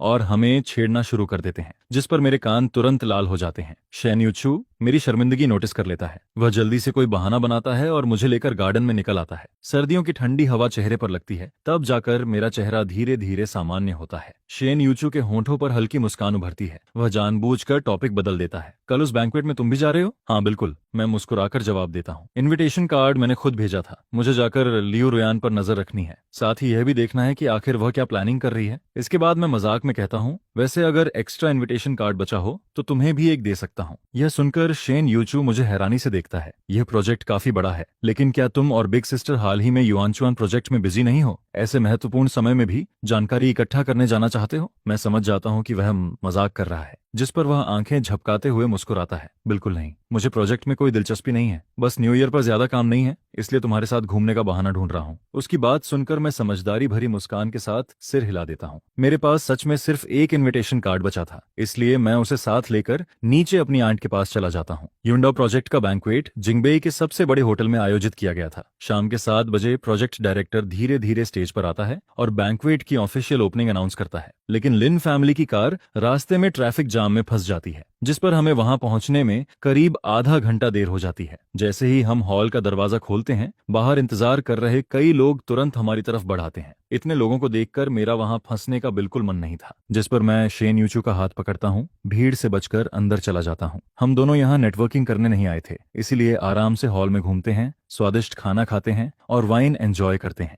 दूसरी मंजिल की बालकनी पर खड़ी लियू रुयान शैंपेन का ग्लास पकड़े हुए थी, और जैसे ही उसकी नजर नीचे पड़ती है, वह तुरंत मुझे देख लेती है। पिछले 1 महीने में उसने खुद को बहुत समझाने की कोशिश की थी। वह खुद को बार बार समझाती रही कि अब मेरे लिए उसके दिल में कोई उम्मीद नहीं बची है। मैं लिन फैमिली का सदस्य था और साथ ही शेन यूचू के साथ मेरा मैरिज अलायंस भी था। दोनों में से किसी को भी नाराज करने की उसकी हैसियत नहीं थी, इसलिए वह लगातार खुद को अतीत छोड़ने और रियलिटी स्वीकार करने के लिए मजबूर करती रही। लेकिन फिर भी खुद को किसी तरह शांत करने के बाद जैसे ही वह दोबारा नजर उठाती है, तभी हमें अपने सामने खड़ा देख लेती है। बाहर से भले ही वह अपनापन दिखाने की कोशिश करती है, लेकिन उसके दिल में बेचैनी और घबराहट लगातार बढ़ती रहती है, जिस पर उसका चेहरा तुरंत उतर जाता है। वहीं बगल में खड़ा चेंज है, उसकी नजर का पीछा करते हुए मुझे देखता है और उसकी आंखें भी चमक उठती हैं। जिसके बाद वह शिया जियाजिया को साथ लेकर नीचे आ जाता है, जिस पर तांग यान भी लियू रुयान को खींचते हुए उनके पीछे चल पड़ती है। चारों लोग भीड़ को पार करते हुए हमारे सामने आ जाते हैं, जिस पर शिया जियाजिया मुस्कुराते हुए कहती है, यंग मास्टर लिन, काफी समय बाद मुलाकात हो रही है। सुना है आपकी अभी हाल ही में शादी हुई है। Congratulations on your marriage. जिसके जवाब में मैं सिर्फ इतना कहता हूँ, धन्यवाद। मेरे मुंह से ये 2 शब्द निकलते ही माहौल फिर से ठंडा पड़ जाता है, जिस पर शिया जाजिया आगे कुछ कहना ठीक नहीं समझती और तुरंत चेन जे को आंखों से इशारा करती है। चेन जे जल्दी से आगे बढ़ता है और हाथ हिलाते हुए कहता है, ब्रदर लिन चुआन, क्या आपको मैं याद हूँ? 2 महीने पहले हमारी एक बार मुलाकात हुई थी। जिसके जवाब में मैं कहता हूँ, ब्रदर चेन, काफी समय हो गया। मेरी आवाज सुनते ही लियू रुयान आखिरकार सिर उठाती है, जिस पर उसकी नजर मेरी ठंडी और बेरुखी भरी आंखों से टकरा जाती है। लिन चुआन, काफी समय हो गया। सुना था उस दिन तुम घायल हो गए थे, अब कैसे हो? जिस पर मैं हल्की मुस्कान के साथ कहता हूँ, तुम्हारी दुआ से मैं अब बिल्कुल ठीक हूँ। मेरे इस अर्थपूर्ण जवाब को सुनकर लियू रुयान का दिल कांप उठता है, जिस पर उसके चेहरे पर अपराध बोध साफ दिखाई देने लगता है। वह कुछ समझाना चाहती है, लेकिन उसके मुंह मुंह से शब्द निकल पाते उससे पहले ही शेन यूचू बीच में बोल पड़ती है, मैं और लिन चुआन साथ में यहाँ आए हैं, लेकिन मुझे उम्मीद नहीं थी कि मिस जियाजिया भी यहाँ मिल जाएंगी। न्यू ईयर के समय इतनी दूर से जिंगबे आने की कोई खास वजह है क्या? यह सुनते ही तंग यान जल्दी से शाह जियाजिया की बाह में कोहनी मारती है। इशारा साफ था कि यही मौका है, जिस पर शाह जियाजिया तुरंत कहती हैं, हमारे परिवारों को भी युंडो प्रोजेक्ट में काफी दिलचस्पी है, इसलिए हम यहाँ आकर इसे करीब से देखना चाहते थे। सुना है कि लिन चुआन की आंट ही इस प्रोजेक्ट की हेड है। यूचू, क्या हमारी पुरानी जान पहचान की खातिर आप उनसे हमारा परिचय करवा सकती हैं? शेन यूचू तुरंत जवाब नहीं देती, बल्कि मेरी तरफ देखती है। वह साफ तौर पर मेरी राय पूछ रही होती है, जिस पर हमारी नजरें मिलती हैं और मैं हल्के से सिर हिला देता हूँ। इसके बाद शेन यूचू कहती है, मैं भी मदद करना चाहती हूँ, लेकिन जैसा कि आप लोग देख ही रहे हैं, मेरी आंट अभी बहुत व्यस्त हैं। फिलहाल उनसे मिलवाना आसान नहीं है। तीनों लोग एक दूसरे को देखते हैं और तुरंत समझ जाते हैं कि यह सीधा इनकार है, जिस पर वे और ज्यादा दबाव नहीं डालते, कुछ औपचारिक बातें करके वहां से चले जाते हैं। लेकिन लियू रुयान अब भी वहीं खड़ी रहती है। उसकी नजर लगातार मुझ पर टिकी रहती है, जैसे वह कुछ कहना चाहती हो लेकिन कह नहीं पा रही हो। मैं उसे बिल्कुल इग्नोर करता हूँ और शेन यूचू का हाथ पकड़कर वहां से निकल जाता हूँ, जिस पर वह किसी खोई हुई इंसान की तरह हमारे पीछे पीछे चलने लगती है। हॉल से लेकर दूसरी मंजिल तक और फिर प्राइवेट एरिया तक वह लगातार हमारा पीछा करती रहती है। जब आसपास कोई नहीं बचता तब मैं रुककर पूछता हूँ, मिस लियू, क्या आपको मुझसे कुछ कहना है? यह सुनकर लियू रुयान अचानक होश में आती है। उसे एहसास होता है कि उसका व्यवहार काफी अजीब था, जिस पर वह जल्दी से माफी मांगते हुए कहती है, सॉरी, मैंने शायद ज्यादा पी ली है, इसलिए थोड़ी कंफ्यूज्ड हो गई थी। उसका यह कमजोर बहाना सुनकर शेन यूचू हल्के से हंस पड़ती है, लेकिन उसकी आवाज बेहद ठंडी होती है। एक बार के लिए कंफ्यूज्ड होना ठीक है, लेकिन हमेशा कंफ्यूज्ड रहना अच्छी बात नहीं होती। इसके बाद वह सीधे लियू रुयान की आंखों में देखते हुए कहती है, लिन चुआन पुराने रिश्तों का सम्मान करता है, लेकिन मेरा लियू फैमिली से कोई रिश्ता नहीं है, इसलिए यहाँ पुराने संबंधों की बात मत करना। उसकी बातों में छिपी चेतावनी सुनकर लियू रुयान का दिल पूरी तरह बैठ जाता है। वह अच्छी तरह जानती है कि शेन फैमिली की ताकत कितनी बड़ी है। अगर शेन यूचू ने सिर्फ कुछ शब्द भी कह दिए तो लियू फैमिली का नाम किसी भी दिन गायब हो सकता है, जिस पर लियू रुयान अपने परिवार को दांव पर लगाने की हिम्मत नहीं कर पाती। वह चुपचाप अपने गुस्से को निगलती है और वापस हॉल में लौट जाती है। लेकिन जैसे ही वह वापस पहुंचती है,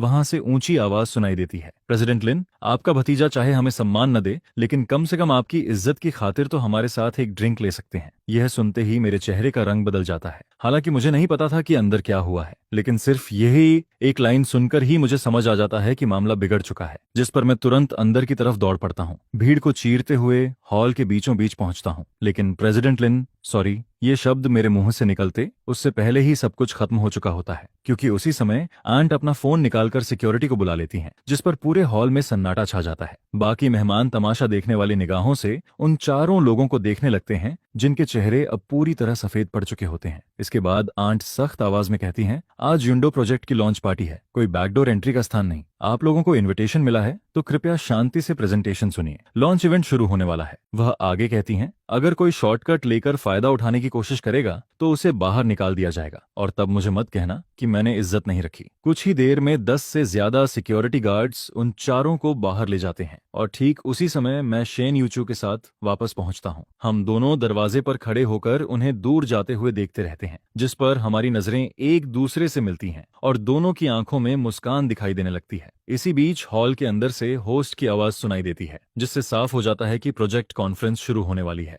अब जब परेशानी पैदा करने वाले लोग जा चुके होते हैं तो मेरा वहां रुकने का मन नहीं करता, जिस पर मैं शेन यूचू का हाथ पकड़कर कहता हूं कि चलो घर चलते हैं। शेन यूचू हमेशा की तरह मेरी हर बात मान लेती है। वह अपनी आंट को मैसेज भेजती है और फिर हम दोनों कार में बैठकर निकल जाते हैं। इन दिनों हम दोनों ओल्ड मैंशन में रह रहे होते हैं। न्यू ईयर की छुट्टियों की वजह से सारे सर्वेंट्स अपने घर जा चुके होते हैं, जिस पर पूरा घर खाली खाली लगता है। हम दोनों सोफा पर बैठे एक मूवी देख रहे होते हैं। तभी आधी रात के करीब अचानक मेरा मन तांगयुआन खाने का करता है, लेकिन त्योहार होने की वजह से सारी दुकानें और डिलीवरी सर्विसेज बंद होती हैं। फोन स्क्रीन पर बार बार डिलीवरी अनअवेलेबल देखकर मैं लंबी सांस छोड़ देता हूँ। मेरा उदास चेहरा देखकर शेन यूचू हल्के से मुस्कुराती है और किचन की तरफ चली जाती है। थोड़ी देर बाद वह कैबिनेट से ग्लूटेनस राइस फ्लावर का एक पैकेट निकालती है। यह देखकर मैं हैरान होकर उसके पास पहुंचता हूँ और पूछता हूँ, तुम तांगयुआन बनाना भी जानती हो? जिस पर शेन यूचू मेरे उत्साहित चेहरे को देखकर मुस्कुरा देती है। वह समझ जाती है कि मैं भी इसे ट्राई करना चाहता हूँ, इसलिए 2 एप्रन निकालती है और एक मुझे पहना देती है। इसके बाद वह कहती है, चलो ट्यूटोरियल देखकर सीखने की कोशिश करते हैं, शायद इतना मुश्किल नहीं होगा। मुझे उसकी बात सही लगती है, जिस पर मैं तुरंत फोन निकाल लेता हूँ। इसके बाद हम दोनों लगभग 1 घंटे तक ट्यूटोरियल देखते रहते हैं, तब जाकर बड़ी मुश्किल से कुछ तंग्युआन तैयार कर पाते हैं। जब पानी उबलने लगता है तो मैं उन्हें बर्तन में डालने के लिए आगे बढ़ता हूँ, लेकिन शेन यूचू को डर होता है कि कहीं मैं जल न जाऊं, जिस पर वह प्लेट अपने हाथ में ले लेती है और मुझे 2 कटोरे लाने के लिए भेज देती है।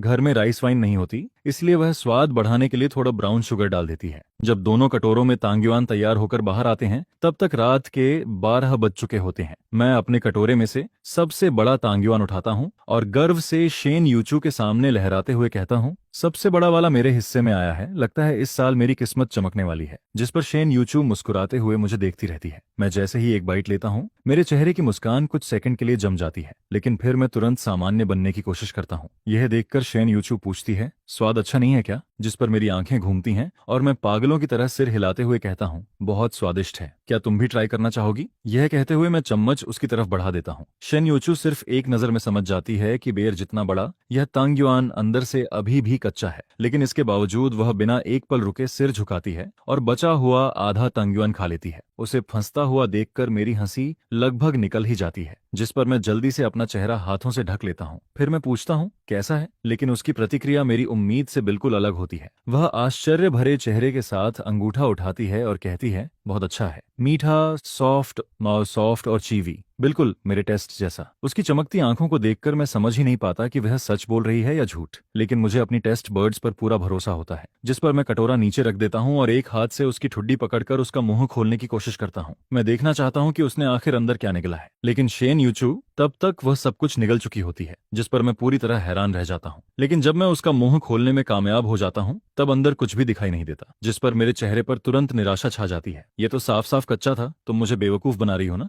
जिस पर हम दोनों एक दूसरे को छेड़ते हुए हंसने लगते हैं, फिर मजाक मजाक में सोफे से लुढ़क कर नीचे कारपेट पर गिर जाते हैं। हम दोनों एक दूसरे को देखते रहते हैं। हमारे बीच की दूरी अब बेहद कम रह गई होती है, सांसें एक दूसरे में उलझ रही होती हैं। इस समय पूरे लिविंग रूम में सिर्फ मूवी के एंड क्रेडिट्स का हल्का म्यूजिक गूंज रहा होता है और बाहर खिड़की के उस पार कहीं कहीं फायरवर्क्स की आवाज़ आवाज सुनाई दे रही होती है। कुछ देर बाद सबसे पहले मैं खुद को संभालता हूँ, जिस पर मैं कारपेट पर हाथ टिकाकर उठने की कोशिश करता हूँ, लेकिन तभी शेन यूचू धीरे से मेरी कलाई पकड़ लेती है। उसकी उंगलियां हमेशा की तरह गर्म होती हैं, बिल्कुल उसकी तरह शांत, सुकून देने वाली, लेकिन जाने अनजाने हमेशा मेरे दिल की सबसे नरम जगह को छू लेने वाली। तभी शेन यूचू धीरे से कहती है, लिंचुआन। उसकी आवाज बहुत हल्की होती है, लेकिन हर शब्द साफ सुनाई देता है। वो तांग्युआन सच में कच्चा था, मैंने तुमसे झूठ नहीं कहा। यह सुनकर मैं अचानक हंस पड़ता हूँ और वापस कारपेट पर बैठ जाता हूँ। इतनी कम दूरी से मैं पहली बार उसकी आंखों में इतनी गंभीरता से देखता हूँ। मैंने वेडिंग के दौरान उसकी शांति देखी थी, ऑफिस में काम करते समय उसकी समझदारी और प्रोफेशनलिज्म देखा था, मेरी चोट को लेकर उसकी चिंता भी देखी थी, लेकिन उसकी आंखों में छिपी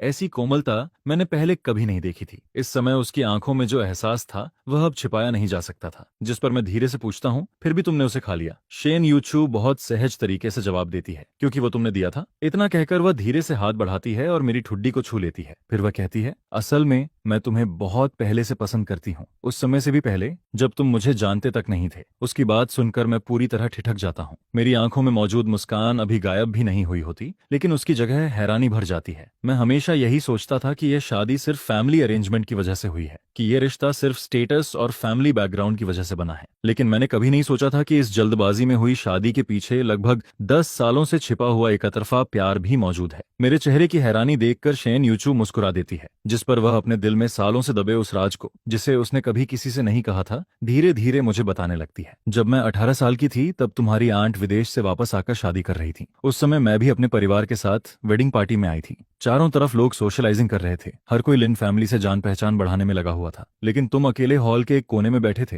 तुम अपनी आंट के परफॉर्मेंस के लिए गिटार की स्ट्रिंग्स ठीक कर रहे थे। जब तुम्हारी उंगलियां स्ट्रिंग्स को छू रही थीं और तुम नीचे देख रहे थे, तब खिड़की से आती धूप भी जैसे तुम्हारे पक्ष में थी। उस पल मैंने सोचा था कि आखिर कोई इंसान मुस्कान इतना साफ और इतना जेंटल कैसे हो सकता है? तुम्हारी आंखों में ऐसी नरमी थी जो इस दुनिया की भागदौड़ और लालच से बिल्कुल अछूती लगती थी। उस दिन के बाद से मैं हमेशा चुपचाप तुम्हारे बारे में जानती रही। मुझे पता था कि तुमने लग्जूरियस लाइफ छोड़कर यूंडा यूनिवर्सिटी में पढ़ाई करना चुना। मुझे पता था कि सीनियर वेलकम पार्टी में तुम्हारी परफॉर्मेंस के बाद कितने लोग तुम्हें पसंद करने लगे थे। मुझे यह भी पता था कि तुमने एक इंसान से 7 साल तक प्यार किया। तुमने अपनी सारी कोमलता, धैर्य और प्यार उसे दे दिया। यह कहते हुए उसकी आवाज अब भी शांत रहती है, लेकिन उसमें हल्की सी कसक साफ सुनाई देती है। मैं सिर्फ दूर से देख सकती थी, मैं तुम्हारे पास नहीं आ सकती थी। मैं सिर्फ तुम्हारे सोशल मीडिया पोस्ट्स देखती थी, तुम्हारी पसंद नापसंद याद रखती थी। लोग तुम्हारे बारे में जो भी कहते थे, मैं सब अपने दिल में जमा करती रहती थी। तुम 7 साल तक किसी और से प्यार करते रहे और मैं 7 साल तक तुम्हारा इंतजार करती रही। इसलिए जब आंट मेरे पास मैरिज अलायंस का प्रस्ताव लेकर आई, तब मैंने एक सेकंड भी नहीं सोचा। मैंने तुरंत हाँ कह दिया। इसके बाद वह मेरी आंखों में देखते हुए कहती है, जिस इंसान से मैं शादी करना चाहती थी वह कभी लिन ग्रुप का सक्सेसर नहीं था। वह कभी कोई परफेक्ट बिजनेस पार्टनर भी नहीं था। शुरू से लेकर आखिर तक वह सिर्फ तुम थे, लिन चुआन। उसकी आंखों में मौजूद कोमलता अब लगभग छलकने लगती है। मैंने करीब 10 साल इंतजार किया है और आखिरकार मुझे यह मौका मिला कि मैं खुलेआम तुम्हारे साथ खड़ी हो सकूं, तुम्हारे साथ अच्छा व्यवहार कर सकूं, तुम्हारी देखभाल कर सकूं। उसकी बातें सुनकर मेरा दिल एक धड़कन के लिए रुक सा जाता है। मेरी आंखें भी गर्म होने लगती हैं। 7 साल के उस रिश्ते में मैं हमेशा देने वाला इंसान था, हमेशा अनदेखा किया जाने वाला इंसान।